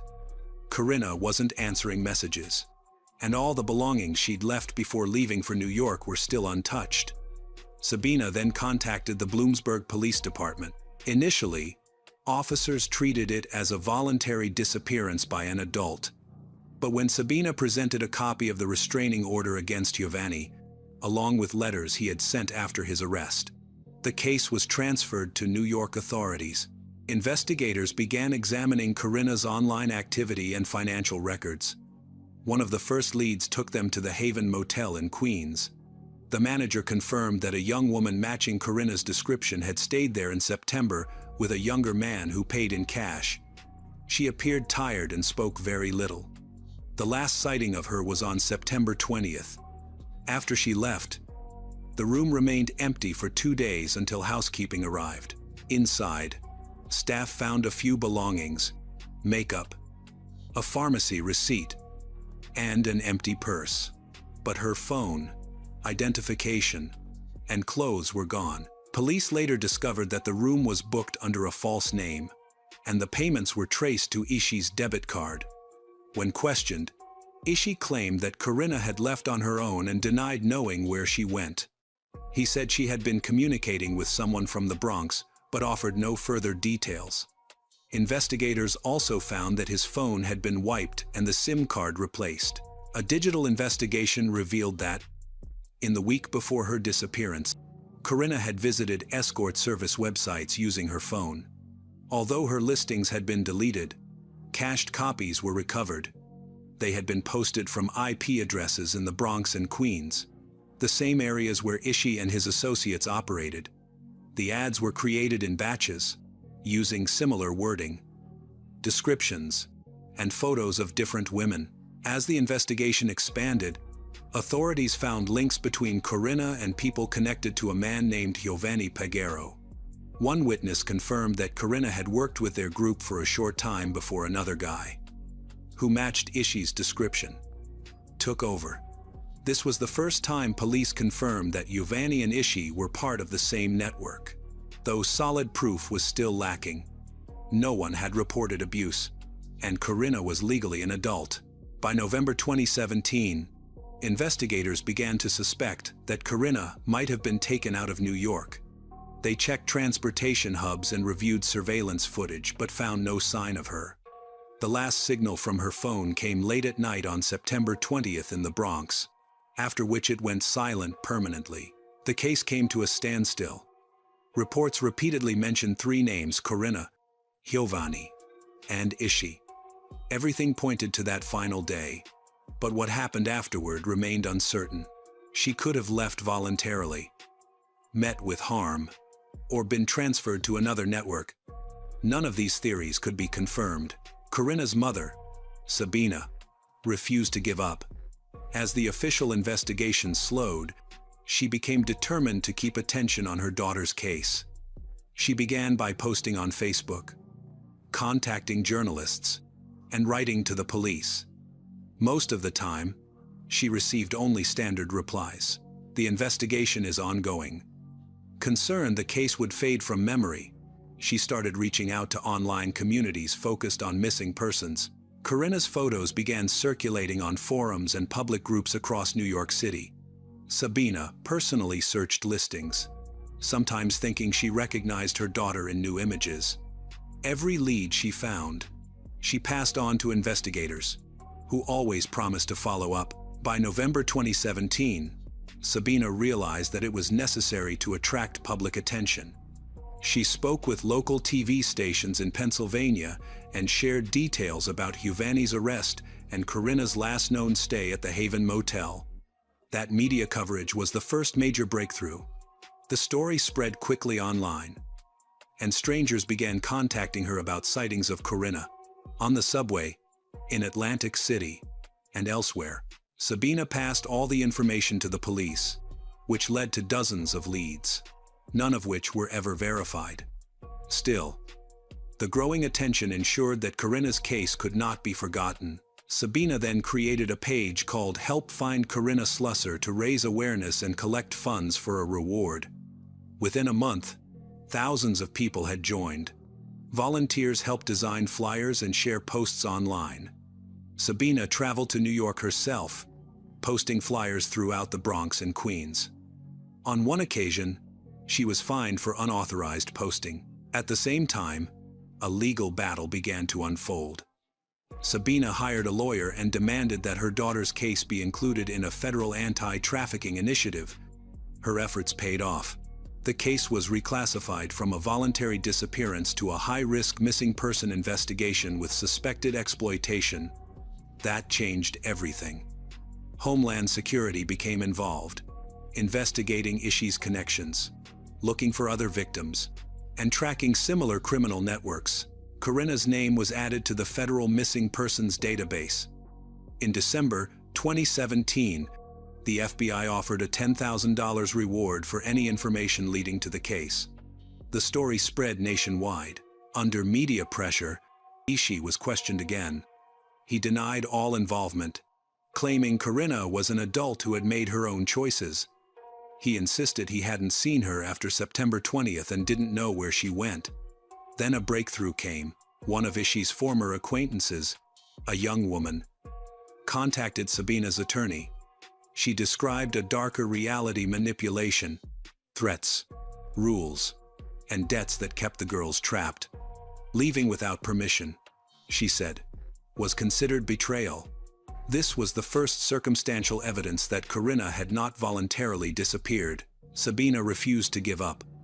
She visited shelters, spoke with staff at victim support organizations, shared Corinna's photo, and left her contact information. By January 2018, other mothers began reaching out to Sabina. Their daughters had vanished under similar circumstances. Online connections, promises of opportunities, trips to New York, and then silence. Sabina realized her daughter's case wasn't an isolated event.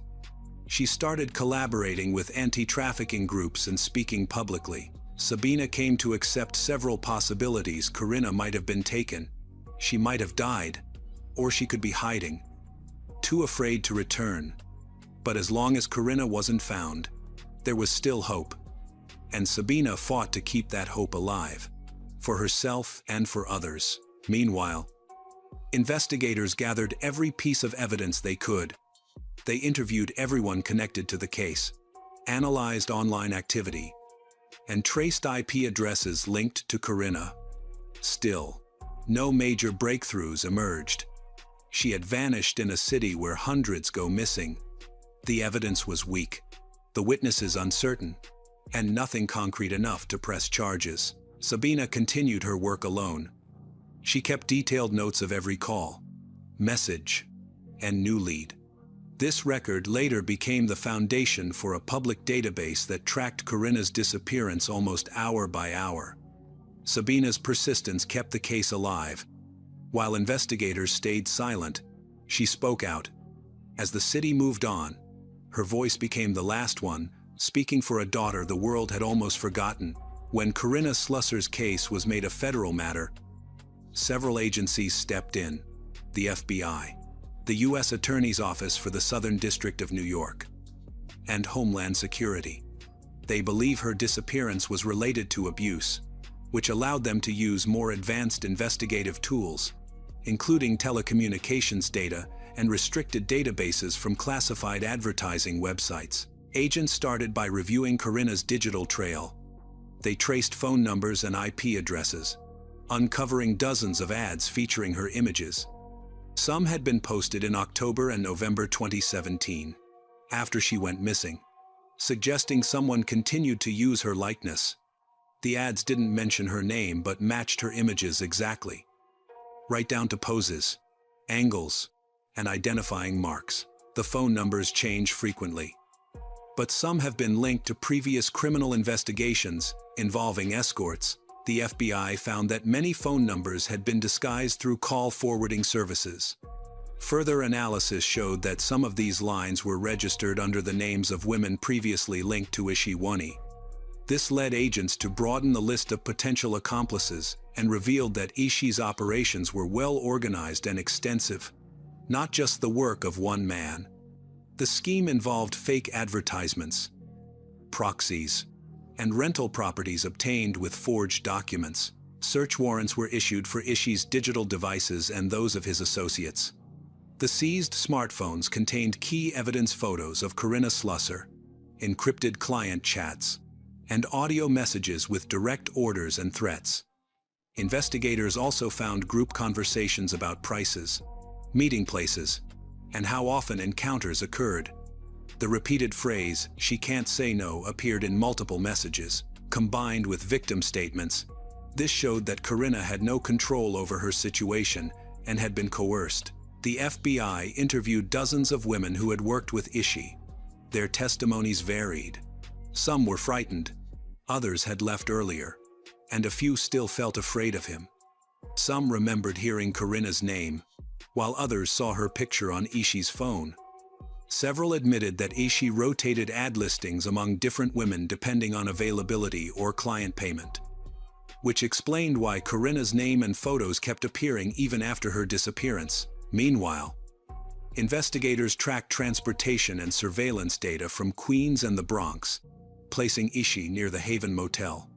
Footage from the day Corinna vanished showed him leaving the motel alone, without any belongings. Although Ishi claimed he didn't know what happened to her, his actions told a different story.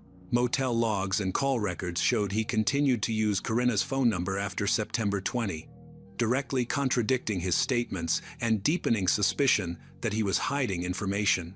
Federal prosecutors began preparing formal charges. The main charge focused on human trafficking under aggravated circumstances, including coercion, threats, and exploitation of a minor. Corinna was 19 when she met Ishi, and investigators believed her trafficking was part of a broader organized network. Authorities also investigated other women's cases linked to Ishi to establish a pattern of exploitation, building the case even without a recovered body. The search for Corinna targeted every location associated with Ishi: rented properties, places he visited, and transportation hubs. Multiple raids produced little direct evidence related to Corinna, but in one operation, investigators found belongings of another young woman who later reported she had been abused by Ishi. Her testimony strengthened the prosecution's case and supported a broader indictment. By spring 2018, the investigation entered a new phase. Authorities formed an international task force, suspecting Corinna might have been taken out of the country to Canada or the Dominican Republic. Interpol was contacted, but no biometric data matched. Investigators concluded there were only two likely outcomes. Corinna was either deceased or being held somewhere in the U.S. completely isolated. The FBI expanded its list of suspects to at least 6 individuals connected to Ishi and the online ads. None could confirm seeing Corinna after September 20, and none provided concrete leads on her whereabouts. The investigation ran into a common but intractable problem: no body, no direct witnesses, and no clear endpoint. But thanks to the evidence they gathered, dozens of gigabytes of data, testimony from other women, and digital clues, investigators built a solid case. All of it suggested that Corinna's disappearance was not voluntary, but part of a larger criminal operation. Her story became a disturbing reminder of how easily someone can disappear in the digital age, how a young woman can vanish in weeks, unseen, despite a nationwide effort to bring her back into the light. By 2022, the federal investigation into Corinna Slusar's disappearance had concluded. After years of gathering evidence, prosecutors filed charges against Ishi Wani, who was convicted of human trafficking and exploiting multiple women. At least 6 young women were confirmed as victims of his crimes. Although Corinna was not the central focus of the prosecution, her disappearance remained unexplained. Substantial circumstantial evidence suggested Ishi's likely involvement. The U.S. District Court for the Southern District of New York sentenced him to 10 years in federal prison without parole and ordered him to pay restitution to several victims. This sentencing was notable, as it represented one of the few cases in which a trafficker received a lengthy prison term despite the absence of a body or direct physical evidence in a major episode of the case. Attention also turned again to Giovanni Peguero. His arrest on August 25, 2017, was the only recorded legal action taken against him. He was never formally charged in connection with Corinna's disappearance. Despite his key role in bringing her to New York, a pivotal moment in her story, he was not named as a suspect in the federal case. Corinna's name surfaced in court not as a witness or defendant, but as a symbol of a young woman lost in the gray area between the internet, the streets, and a justice system that moved too slowly. Her case prompted changes in how law enforcement investigates digital exploitation and the targeting of vulnerable women. Yet, for her mother, no verdict could bring closure. Corinna's body was never found, and her disappearance remains unsolved.